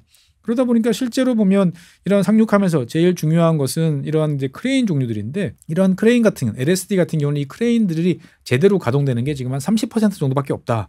라고 이야기를 합니다. 그런데도 불구하고 미국 해군이나 해병대는 그냥 눈 가리고 아웅으로 이것을 그냥 정상 가동할 수 있는 상태라고 편성을 해놨지만 가서 현장을 보니까 이거는 써먹을 수 없는 상태다라고 이야기들을 지금 하고 있습니다. 그러니까 이제 미 해군 입장에서 봤을 때도 여러 가지로 고민이 많은 거죠. 그러니까 해군 입장에서 봤을 때는 지금 고민이 뭐냐면은 2020년부터 2022년까지 이제 상륙함 13척을 창정비를 이제 보냈는데 그 중에서 3건만 일정대로 진영된 거예요. 나머지 11척은 다 지연된 거예요. 그러니까 11척이 지연된 일수를 다 합해보면 한 1200일 정도 됩니다. 그러니까 그냥 대충 나눠가지고 배 한 척당 한 서너 달씩 더 지연이 되는 일들이 계속 발생한다. 그러면 기존의 배들을 더 혹사를 시키든지 아니면 작전에 투입할 배가 없는 상황이 계속 이어지게 되는 거죠. 또 정비 기간이 늘어나다 보니까 실제로 거기에 투입되는 비용도 늘어나서 한 4억 달러 정도를 추가 지출하는 그러한 문제도 있게 됩니다. 그래서 실제로 2010년 한 15년 정도를 살펴보니까 상륙함 정비에서 한 71% 그러니까 3척 중에 2척 이상은 일시를 못 맞추고 있다라고 이제 볼 수가 있는 거죠. 그럼 도대체 이 이유가 뭐냐? 왜 상륙함이 이제 이런 문제를 겪고 있느냐라는 이제 이야기들을 이제 보고 있으면 4가지 원인을 지적을 합니다. 그래서 도대체 4가지 원인이 뭐냐라고 이제 보면 부품 노후화가 제일 많습니다. 그러니까 일단 부품이 낡았는데 이것을 공급하는 회사가 망했어요. 아니면 우리 더 이상 수지 타산이 안 맞아서 그거 못 해요. 라고 이야기들을 한다라는 거죠. 그 다음에 좀 새로 만든 배, 이거는 쓸만하겠어 라고 하지만 설계가 이제 불량해가지고 제대로 기능을 못하고 계속 고장이 난다든지 그런 것도 있고요. 그 다음에 이제 옛날에는 이 회사한테 맡기면 잘했는데 이 회사가 점점 이 운영 보수 인력들이 옛날만큼 못하다라는 거죠. 그러니까 계약업체의 작업 품질이 저하되는 문제. 그 다음에 유지 보수가 지연되는 요 문제들이 있다라고 이제 말씀드릴 수 있겠습니다. 그러다 보니까 이제 이 미 해군에서 가지고 있는 불만이 뭐냐면은 분명히 이제 같은 이제 함정이에요. 그러니까 A, B, C라는 이 함정은 원칙적으로는 똑같아야 되는데 A, B, C라는 이 똑같아 보이는 배지만 갖고 있는 장비가 다 다른 거죠. 버전이 달라요. 그러다 보니까 실제로 유지 보수가 매우 어렵다라고 이제 볼 수가 있는 배들이 늘어나는 거에 대한 불만이 많습니다.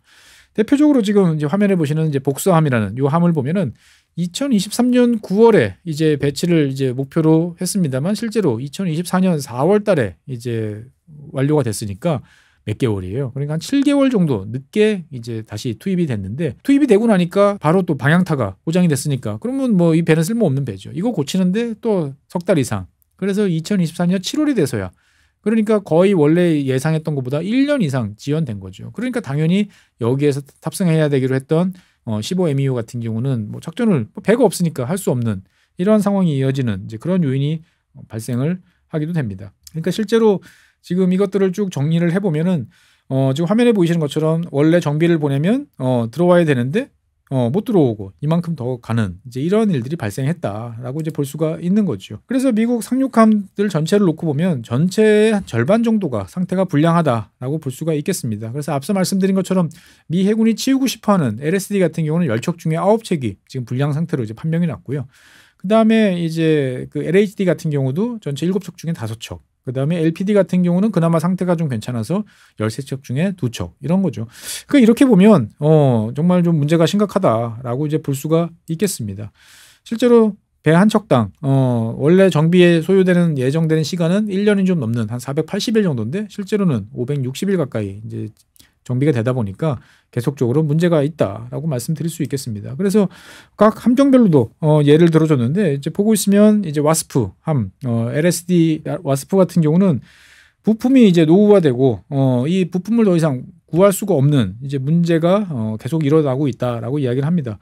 그럼 도대체 무슨 부품인가라고 보면 이 LSD-1 같은 경우는 와스프함 같은 경우는 이제 옛날식 엔진을 이제 사용하고 있습니다. 즉 증기 터빈 물 끓여가지고 그걸로 터빈을 돌리는 그러니까 사실은 이제 이 증기 터빈 같은 경우는 되게 옛날식이라고 이제 볼 수가 있습니다. 요즘엔 주로 가스 터빈이라든지 이런 걸 많이 쓰는데 아니면 차라리 디젤이든지 하는데 이제 옛날식 이제 구식 스팀 터빈을 이제 계속 쓰다 보니까 증기 터빈을 쓰다 보니까 이거와 관련돼 있는 뭐 부품 제작하는 업체들도 이제 찾아보기 힘들고 이걸 유지 보수하는 것도 점점 힘들다 보니까 배 자체는 괜찮지만 이것을 굴릴 엔진을 제대로 유지하는 것이 어렵다라고 이야기를 이제 하고 있습니다.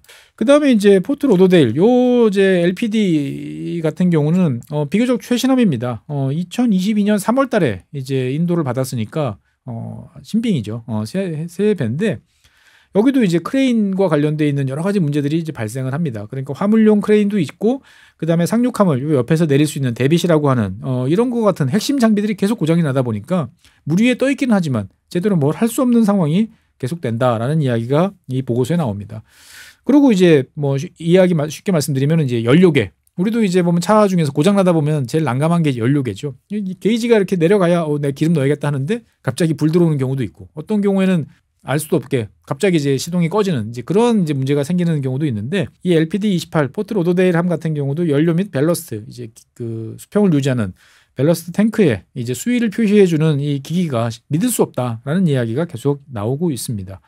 다른 한편으로 보면 이제 뭔가 이게 이상야릇하게 만들어놔가지고 해군 공창에서, 그러니까 해군이 직접 정비를 못하고 제작사를 꼭 불러야만 할 수 있는 부품들도 다수 있다라는 불만이 계속 이어지고 있습니다. 그러니까 어떻든 간에 뭐 여러 가지로 이제 고민사항들이 이제 많은 거죠. 그러니까 미국 해군 입장에서 봤을 때는 야, 이게 과연 31척, 32척 이게 유지가 가능한가라는 이제 고민이 이어지고 있습니다. 실제로 이제 이 미국 의회에서는 자꾸 해군이 배를 줄이려고 하는 거에 대해서 불만이 많아요. 내가 봤을 때는 아직 쓸만할 것 같은데 이거 고장나서 자꾸 안 돼요. 그러다 보니까 이걸 아예 법으로 정해버립니다. 그래서 법적으로 미국 해군은 2040년까지 최소 31척의 상륙함을 이제 유지할 의무가 있어요. 그러니까 뭐 옛날 함을 계속 쓰든지 아니면 신주함을 뽑아가지고 맞추든지 어쨌든 2040년까지는 31척을 유지할 의무가 주어지는데, 그래서 미국 해군 같은 경우는 2년마다 LHA 한 척, 그 다음에 4년마다 LPD 한 척 이렇게 구매를 해서 차근차근 바꾸겠다라고 이야기들을 이제 하고 있습니다. 그런데 문제는 과거에도 말씀드렸습니다만 미국 조선소가 과연 미국 해군이 원하는 속도대로 이런 걸 만들어줄 상황이 아닌 거죠. 그러다 보니까 이 만드는 속도를 계산을 해보면 이게 쉽지 않은데 라고 볼 수가 있겠습니다. 실제로 LPD 같은 경우는 한 척 만들어서 납품하는 데까지 6년 반 정도 걸리고요. 좀 더 복잡한 LHA 같은 경우는 뭐 7년 이상이 보통 소요되고 있는 게 현실입니다. 그러니까 미국이 지금 뭐 이것을 뭐 2년마다 한 척씩 착착 만들어서 받아야 되는데 이게 안 되는 거예요. 그러니까 돈이 있어도 지금 안 되는 상황이 이어지고 있다 보니까 어쩔 수 없이 기존에 굴리던 배들을 이제 수명 연장 뭐 이런 걸 통해 가지고 이제 간다라고 이야기들을 지금 하고 있습니다. 그래서 실제로 보면 뭐 LSD 같은 경우도 원래 2035년까지면은 그냥 어쩔 수 없이 퇴역을 시켜야 되는데 이것을 계속적으로 더 쓰는 지금 이런 계획을 만들어 놓고 있습니다. 그래서 LHD 같은 경우도 지금 보시면 아시겠습니다만 다 예상 수명보다 훨씬 많이, 뭐 어떤 경우에 보면 10년을 훌쩍 넘는 식으로 더 쓰는, 말 그대로 노인 학대 식으로 배를 굴리겠다라고 지금 계획을 하고 있는 거죠. 그러니까 어떻게 보면 지금 낡은 배를 가지고 중국 해군과 신빙 배로 다 무장한 중국과 경쟁을 해야 되는 그러한 문제들이 있다라고 이제 볼 수가 있겠습니다. 그래서 실제로 이 GAO 같은 경우에 보면 여러 가지 이제 대안도 이제 제시를 해주고 있어요. 그러니까 자, 한 척씩 발주하지 말고 그냥 10년에 몇 척 이런 식으로 왕창 발주를 하면은 좀 좋잖아. 왜? 그렇게 발주를 해야만 업체 입장에서 봤을 때도 미리미리 준비를 해놓고 관련된 인력도 확보를 해놓고 그것을 만들어내기 위한 투자도 하는데 지금 한 척 한 척 발주를 하다 보니까 안 되는 거 아니야? 라는 지적도 이제 하고 있고, 그래서 실제로 보면 이렇게 하면은 여러 가지 좀 뭐 비용 절감이라든지 이런 것들을 할 수 있다라고 이야기는 하는데, 이렇게 또 대량으로 한꺼번에 발주하는 거에 대해서 미국 의회는 또 별로 그렇게 바람직하게 보지 않습니다. 즉 뭐냐? 어떻게 보면 그냥 누군가한테 특혜를 주는 거 아니야? 라고 이제 보는 이제 이런 견해도 있습니다. 그리고 이게 실제로 지금 올해는 지금 뭐 이 배가 괜찮지만 10년 후에 이 배가 과연 좋을까라고 생각해보면 아닐 수도 있다라는 거죠. 그러니까 지금 당장의 눈앞에 비용을 좀 절감하겠다고 그래서 시대의 흐름에 맞춘 업그레이드나 업데이트가 안 되는 배를 계속 구형함만 뽑아내는 거 아니야? 라는 이제 걱정도 미국 의회에는 있는 거죠. 어떻든 간에 우리 입장에서 봤을 때는 유사시 우리 바다에 와서 한국 해병대와 더불어서 같이 작전을 하는, 사실 우리나라 해병대 같은 경우는 이제 머릿수는 많습니다만 단독으로 상륙할 수 있는 여력이 글쎄요 대대급 정도 밖에 안 되는 것으로 제가 알고 있어요. 뭐 우리는 이제 해병 사단 이제 2개 사단이 있습니다만 연대급도 아마 상륙이 이제 쉽지 않은 거죠. 즉 미국 해병대와 공동 작전을 해야만 유사시에 제대로 기능을 역할을 이제 할 수 있는데 그 핵심이 되고 있는 이런 상륙함이 지금 상태가 매우 좋지 않다. 절반이 지금 문제가 있다라고 하는 것은 뭐 단순히 미국의 고민이 아니고 우리한테도 직접적으로 피부로 와닿는 걱정과 고민이다라고 이제 볼 수가 있는 거죠. 어쨌든 미국이라는 나라는 이런 식으로 자기들이 좀 숨기고 싶고 감추고 싶은 이런 것까지도 사실 다 공개를 하는 그러한 면이 있어요. 그러니까 이거를 보면 자신감인가? 아니면 자기의 의무를 그냥 꾸역꾸역 하나라는 생각도 듭니다. 어떻든 우리 입장에서 봤을 때는 상태가 안 좋은 미 해군의 상륙함에 대해서는 좀 걱정할 필요도 있다라는 말씀 드리고 싶고요. 앞서 말씀드린 것처럼 이런 식으로 미국 의회와 관련되어 있는 기관들에서 나오는 소스들은 되게 다양합니다. 근데 재미는 좀 없어요. 좀 딱딱한 용어들도 많고요. 그다음에 되게 무미건조한 표현. 그다음에 무엇보다도 중립성이 중요하다 보니까 읽다 보면은 그냥 졸리는 꾸벅꾸벅 졸게 되는 이제 그런 경우들도 많습니다만 그거를 이겨내고 잘 보다 보면 여러분들이 좀 체계적으로 그리고 이런 정보들은 되게 틀릴 이유가 없어요. 아주 의원들 앞에 가는 거기 때문에 사실에는 팩트는 100% 맞다. 그리고 되게 가치 중립적이다. 라는 면에서 봤을 때는 미국에 대한 객관적인 정보를 알고 싶으시면 미국 의회 4대 입법지원기관에서 나오는 보고서들을 한번 보시라. 라는 말씀도 드리면서 이것으로 마치겠습니다. 다음 시간에는 새로운 사항으로 여러분들 찾아뵙겠습니다. 감사합니다.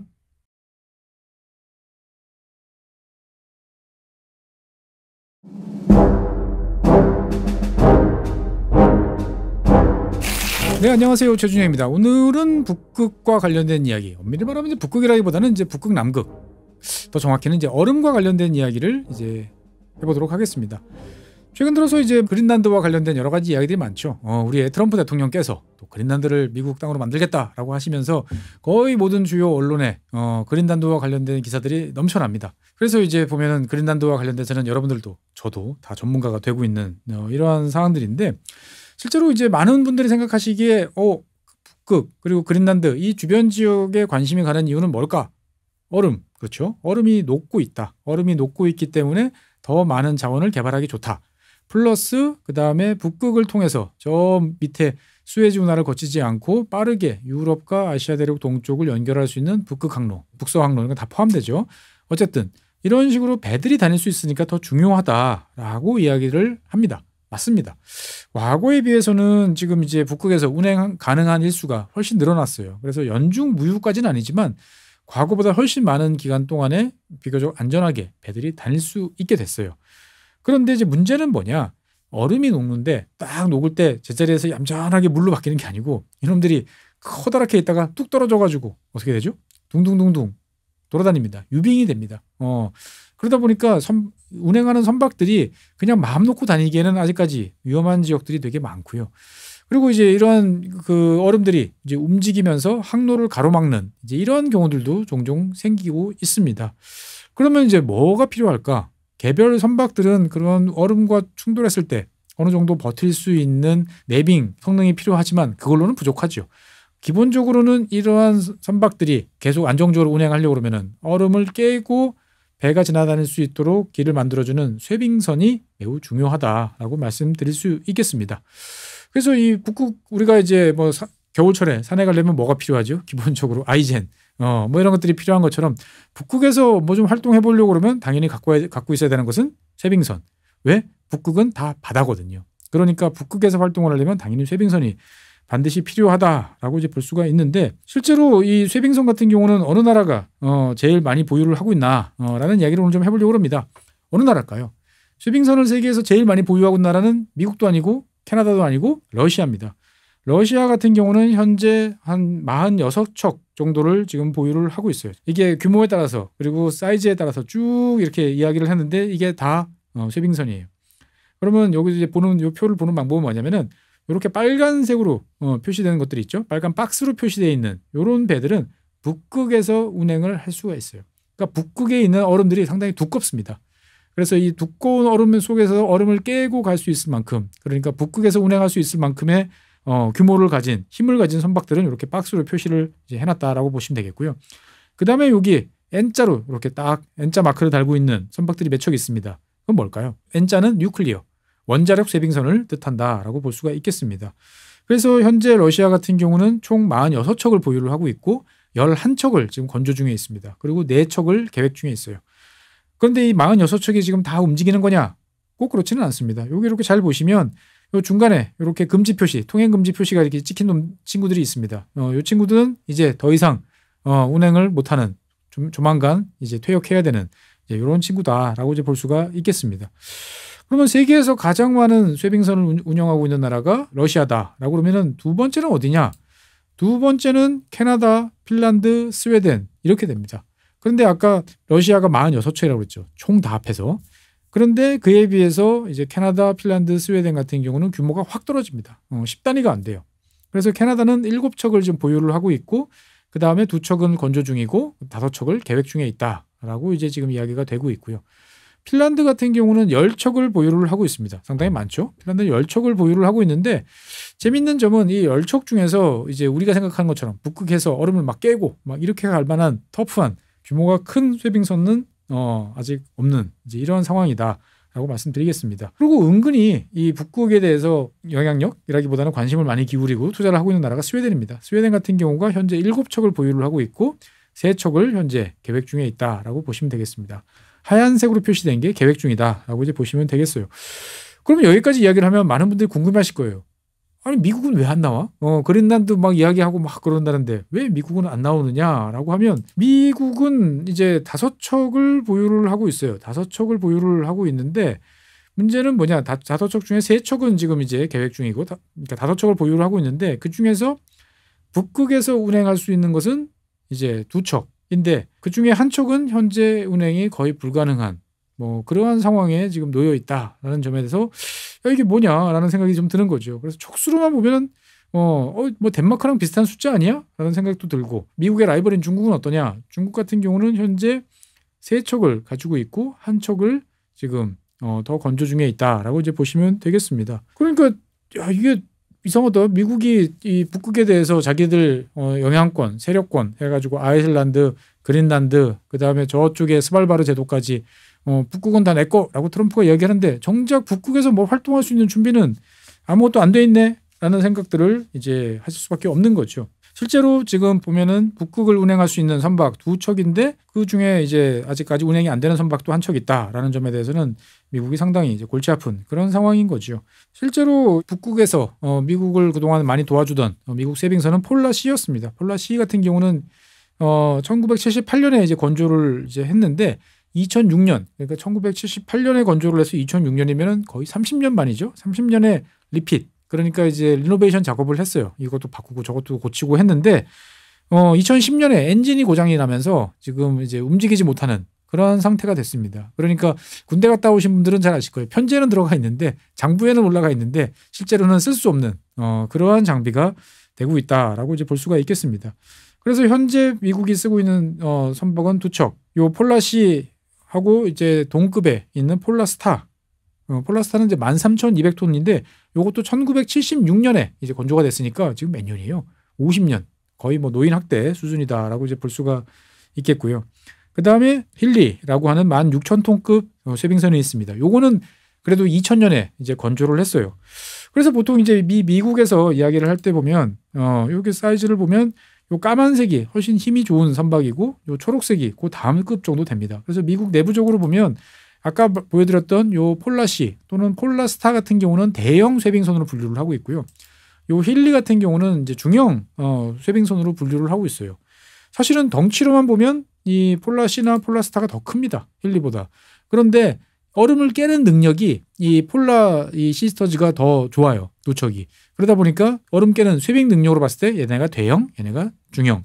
이런 식으로 간다라고 이제 볼 수가 있겠습니다. 그런데 이제 이 미국 쇄빙선에서 그러면은 왜 움직이지 못하는 안전뱅이가 된 이 폴라시는 이렇게 박스로 북극 운항 가능 이렇게 표시를 해놓고 폴라스타는 왜 이야기를 안 하느냐 눈 밝은 분들이 계실 텐데 실제로 폴라스타 같은 경우는 주로 남극에서도 많이 활동을 해요. 남극도 갔다가 북극도 갔다가 왔다 갔다라고 하고 있고요. 이 힐리 같은 경우는 주로 북극에서 많이 운행을 하고 있다라고 이제 볼 수가 있겠습니다. 근데 이제 이 폴라스타 같은 경우도 지금 상황이 별로 좋지 않은 게 계속 고장이 나요. 그리고 불도 나고요. 더 큰 문제는 이제 만든 지 50년 정도 되다 보니까 맞는 부품을 구하는 것도 쉽지 않다라고 이야기를 하고 있는 거죠. 그래서 이제 폴라스타를 움직이기 위해서 이 폴라시가 지속적으로 희생을 당하고 있습니다. 카니발라이제이션이라고 그러죠. 이 폴라시하고 폴라스타가 비슷한 시기에 만들어졌으니까 부품이 공유되는 게 많은 거예요. 그러니까 폴라시에서 부품을 뜯어가지고 폴라스타에다가 붙여서 어떻게든 굴리고 있는 그러한 모습을 이제 계속 보이고 있다라고 이제 볼 수가 있겠습니다. 어쨌건 미국 입장에서 봤을 때는 쇄빙선이 지금 상당히 지금 부족하다라고 말씀을 드릴 수 있겠습니다. 이러한 와중에 갑자기 트럼프 대통령이 이제 며칠 전에 대규모 투자를 하겠다라고 나섰어요. 그래서 이게 뭐 백악관에서 딱 발표한 것도 아니고 허리케인 그 피해가 있는 노스캐롤라이나인가요? 거기 가가지고 이야기를 하다가 말하는 와중에 갑자기 이렇게 이야기를 한 거죠. 나는 자관 40척의 빅 아이스 브레이커 대형 쇄빙선을 주문하겠다라고 이야기를 하는 거죠. 그래서 다들 깜짝 놀랐습니다. 40척? 40척이면 이제 러시아가 아까 몇 척이라고 그랬죠? 러시아가 46척이니까 기존에 갖고 있던 거 하면 거의 러시아급을 한꺼번에 가겠다라고 이야기를 하는 겁니다. 그러니까 사람들이 다들 깜짝 놀라서 이야 미국이 북극에 대해서 되게 진심이다라고 이야기를 하는데 이 쇄빙선 미국 쇄빙선에 대해서 좀 들여다본 사람들 그리고 뭐 저 입장에서 봤을 때는 아마 안 될 걸 쉽지 않아 이런 이야기를 좀 드리고 싶습니다. 왜 그러느냐? 뭐 미국 해군과 마찬가지로 이 뭐 미국 해안 경비대도 이게 잘 안 돼요. 조달이 잘 안 되는데 미국이 이제 쇄빙선을 뭔가 바꿔야겠다라고 생각하는 거는 2013년도부터입니다. 아까 폴라스타 뭐 이런 친구들이 이제 1976년이라고 했잖아요. 그러니까 40년 정도 될 때쯤이면 이제 뭔가 바꿔줘야 되지 않느냐. 맞죠? 그러다 보니까 이제 처음에는 극지 쇄빙선 프로젝트, 뭐 프로그램 이런 식으로 해가지고 시작이 됐었고요. 그리고 이제 2022년에는 이제 세 척의 이름도 다 지었어요. 뭐 폴라, 센티널 뭐 이런 식으로 다 이름을 지었는데 원래대로 하면 작년 2024년에는 1번함 즉 폴라함이 이제 미국 해안경비대에 인도가 돼야 되는데 강간무소식입니다. 현재로서 나오는 소식을 종합해 보면은 가장 빨리 인도가 되면 2030년 올해가 2025년이니까 앞으로 5년 후에 첫 번째 신형 쇄빙선이 미 해안경비대에 인도가 된다라고 말씀을 드릴 수 있겠습니다. 그러면 두 번째, 세 번째는 언제? 그건 알 수가 없는 그런 상황이라는 게 미국의 답답함입니다. 이게 왜 이렇게 늦느냐라고 하면 실제로 이 돈이 계속 증가해요. 그러니까 처음에 계약을 할 때는 세 척 만드는데 32억 달러. 그러니까 한 척당 10억 달러 정도. 이게 사실 어마어마한 거죠. 한 척당 10억 달러면 요즘 환율로 보면 1조 4천억이에요. 그러니까 우리나라 조선업계는 말할 것도 없고 뭐 핀란드처럼 이제 유럽에서 쇄빙선을 좀 만들어 본 입장에서는 아니 뭐 너희들은 금으로 만드냐? 라는 이야기가 나올 정도로 되게 비싼 비용으로 처음에 계획을 잡았어요. 그런데 문제는 뭐냐? 계약을 체결해 가지고 이걸 만들어야 되는데 비용이 계속 올라가요. 오래 지나면 또 올라가고. 그러니까 그냥 시가 이렇게 붙여놓는 게 맞다라고 할 정도인데 문제는 이제 현재까지는 한 39%, 40% 정도 증가했다라고 그러는데 앞으로 더 늘어날 수밖에 없어요. 왜 그러냐면은 당연히 이제 미국도 이 조선업계에 사람이 없어요. 그러니까 인건비는 계속 올라가다 보니까 여기에 대한 문제들이 되게 심각하게 작용이 되고 있는 거죠. 그리고 여러 가지 뭐 최근 들어서 이제 수입 강판 뭐 이런 거에 대해서도 관세도 붙이고 하면 더 올라갈 수밖에 없는 거죠. 그러니까 이제 도대체 얼마까지 올라갈 수 있느냐에 대해서 미국 그 예산 당국이 몇 번 보고서를 내다가 이제는 그냥 크게 지릅니다. 그냥 한 95%, 100% 정도 올라갈 수 있을 것 같습니다. 라고 이야기를 하고 있는 거죠. 그러면 세 척에 32억 달러면 두 배면은 세 척에 64억 달러. 그러니까 뭐 얼추 잡아도 한 60억 달러 정도까지는 갈 수 있겠다라고 생각을 하는데 이거 좀 너무한 거 아니냐라는 생각이 사실 좀 들 수밖에 없습니다. 뭐 참고로 미국 해군 같은 경우에 보면은 뭐 이지스함이나 잠수함이나 이런 거 만들 때 보면 보통 한 130% 정도 돼요. 그러다가 좀 많이 들어가는 경우에는 180% 정도 들어가는데 그러니까 어떻게 보면 그거보다 좀 더 많이 들어간다. 라고 보면 또 뭐 미국이 하는 일이 그렇지라고 볼 수도 있지만 좀 쉽지 않다라는 생각이 드는 거죠. 이게 이제 왜 이렇게 뭐 돈도 올라가고 특히나 2024년에 납품한다고 그랬는데 2030년 6년 늦어진 거잖아요. 이게 말이 되느냐라고 생각하실 텐데 이게 이제 가장 큰 문제가 뭐냐면은 설계가 안 끝나요. 그러니까 계속적으로 설계가 지연돼요. 그러니까 미국 이 해군도 그렇고 미국 해안경비대도 그렇고 옛날에는 자 우리가 이런 배 만들고 싶어요. 그러면은 처음부터 컨셉을 잡아가지고 여기서 이렇게 수정을 해가지고 만드는데 이러다 보니까 나의 요구사항을 반영하는 건 좋은데 너무 시간이 많이 들어가고 배마다 다 달라지는 거예요. 1번함 다르고 2번함 다르고 3번함 다르고 그래서 이거 안 되겠다라고 생각을 해서 야 우리가 처음서부터 제로 베이스로 시작하니까 돈이 많이 드는 거야. 그러면 해외에서 쓸만한 쇄빙선 모델을 찾아와봐. 그래서 그 쓸만한 쇄빙선 모델의 설계 라이선스를 받아 우리가 이용할 수 있도록. 그다음에 거기서 우리가 필요한 만큼 늘리고 뭐 강화하고 뺄 거 빼고 하는 식으로 설계를 변경해. 그러면 훨씬 싸고 빨리 할 수 있잖아.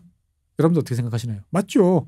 샘플 딱 갖고 와가지고 그중에서 몇 개 고쳐가지고 하면은 훨씬 쉽고 그다음에 한 번 딱 운행한 다음에 오케이. 그러면 2번, 3번, 4번 똑같이 풀빵 찍어내면 된다라고 생각을 했는데 이게 생각뿐이었던 거죠. 왜? 처음부터 제로 베이스로 뭔가를 만들던 이 스타일들이 남아있는 거예요. 이건 기성품이니까 요거 다음서부터는 옵션을 적용 안 됩니다. 옵션 하시려면 처음부터 다시 만들어야 돼요. 라고 이야기를 하는데도 불구하고 계속 야 그거 왜 못 고쳐? 야 이거 꼭 필요해. 그거 좀 집어넣어봐. 라고 하다 보니까 변경이 계속되는 거예요. 그러니까 처음에 라이선스를 받아봤던 이 샘플 모델하고 이거로 비교해보면 야 이게 샘플 맞아? 라고 할 정도로 계속적으로 가는 거죠. 그리고 이 작업을 또 그나마 빨리라서 하면 되는데 미국 전체에서 매년 이 선박 설계와 관련돼 있는 선박과 관련돼 있는 대졸자 다 합해봐야 70명이 안 나올 겁니다. 아마 설계 관련해서는 50명도 안 나올 거예요. 그러니까 이제 나이 드신 머리 허여신 분들이 아이고 나 힘들어서 못하겠어요. 퇴직하고 나면 그동안에 해왔던 노하우 이런 거 다 없어지고 그 전까지 했던 일 뭐 했지? 라는 것도 잘 안 되는 거죠. 그리고 이제 이 공정관리 뭐 이건 사실 미 해군이랑 똑같은 이야기인데 공정관리가 제대로 안 되는 거죠. 배를 딱 만들겠다. 그러면 설계에 따라서 그러면 언제 우리가 강제를 절단하고 그다음에 용고를 놓고 아니면 용고를 이건 되게 옛날 방식이구나. 그다음에 이제 블록을 어디서 제작을 해가지고 몇 번 블록이 언제 들어오고 이걸 딱딱딱 계획을 잡아가지고 협력업체들이랑 이야기를 해서 일을 해야 되는데 이게 공정관리가 안 되는 거죠. 그러니까 마일스톤을 언제 잡아야 되는지도 안 잡혀 있는 거예요. 그러니까 일단 만들어 보고 안 되면 계속 지연이 되는 상황이 미국 쉐빙선 사업의 문제이고 이것은 어떻게 보면 미국 해군 더 넓게 말하면 미국 조선산업의 현황이다라고 이제 볼 수가 있는 거죠. 그래서 현재 이제 이 폴라스타 같은 경우는 지금 이제 계속 수리해가지고 이제 아까 그 신형 쉐빙선이 2030년에 1번함, 2번함이라고 붙인 센티널이 이제 언제 될지 모르겠습니다만 뭐 2032년, 33년쯤엔 되겠죠. 이때까지 계속 쓰겠다라고 이야기를 합니다. 그러면 몇 년입니까? 60년 정도를 써야 되는 이런 상황이다라고 보면 이거야말로 진정한 노인 학대가 아닐까라는 생각이 듭니다. 물론 B-52 폭격기도 있죠. 그러면 거의 한 100년을 날아다닐 폭격기도 있습니다만 비행기야. 일단 뜨면 되잖아요. 그런데 이런 쉐빙선은 얼음을 깨는 터프한 일을 계속 해야 되는데 이걸 60년을 쓴다? 만만치 않습니다. 어쨌든 미국 입장에서 봤을 때도 이거를 어떻게든 빨리 해야 된다라는 생각은 최근 몇 년 사이에 계속 지금 등장을 하고 있습니다. 미국 의회도 걱정을 하고 있고요. 북극해에서 러시아 쉐빙선 그리고 러시아 쉐빙선을 앞세운 러시아의 상선단 여러 군함들 이런 활동들이 활발해지고 있는 거예요. 근데 쉐빙선이 없으면 북극에서 활동하기가 매우 어렵죠. 그래서 이 바이든 행정부 시절이던 작년이죠. 작년 7월 11일 날 이제 쉐빙선 파트너십 이 체결을 발표를 했습니다. 어느 나라냐? 캐나다.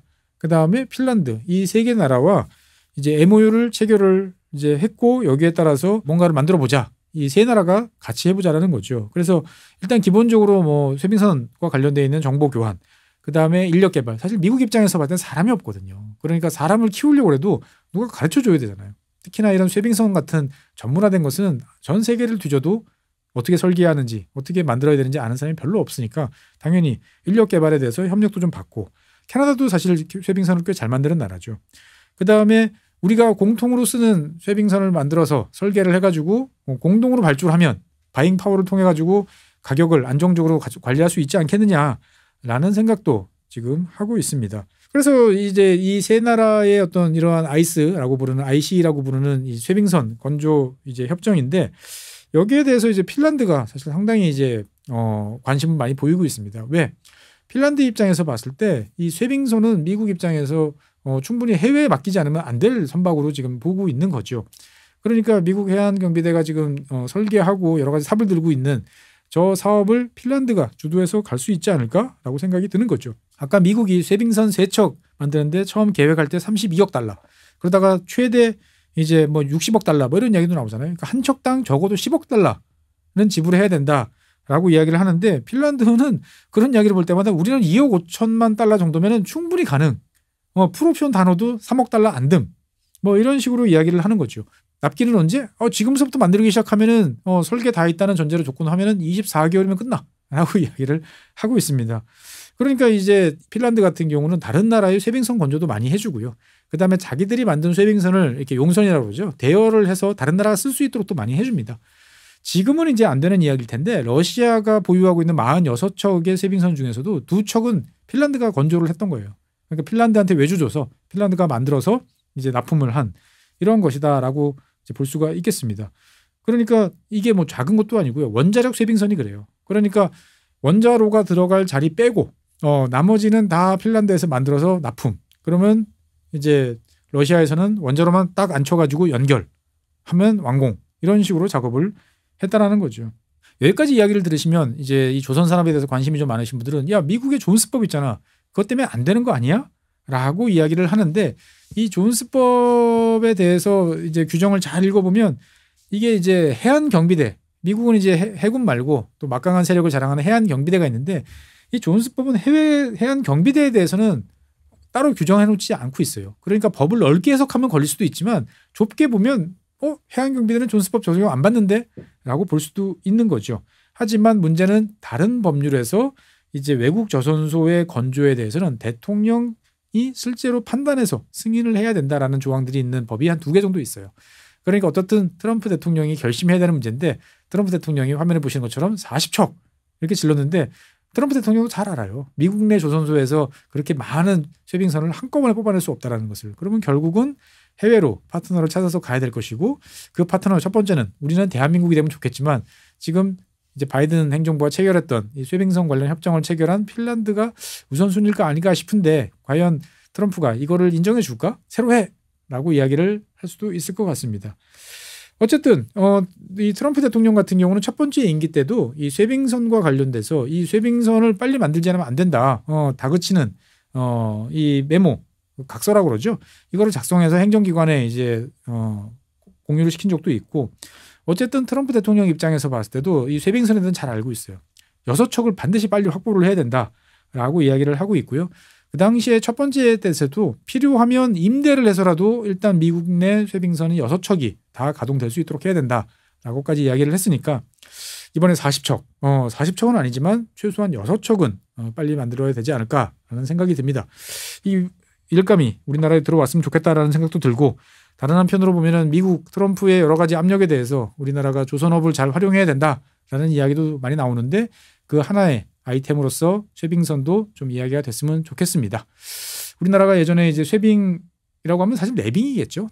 내빙 LNG선 같은 경우도 제작했으니까 어떻게 보면 기본적인 노하우라든지 여러 가지를 알고 있다라고 생각이 되어지는데 좀 좋은 결과가 나왔으면 좋겠습니다.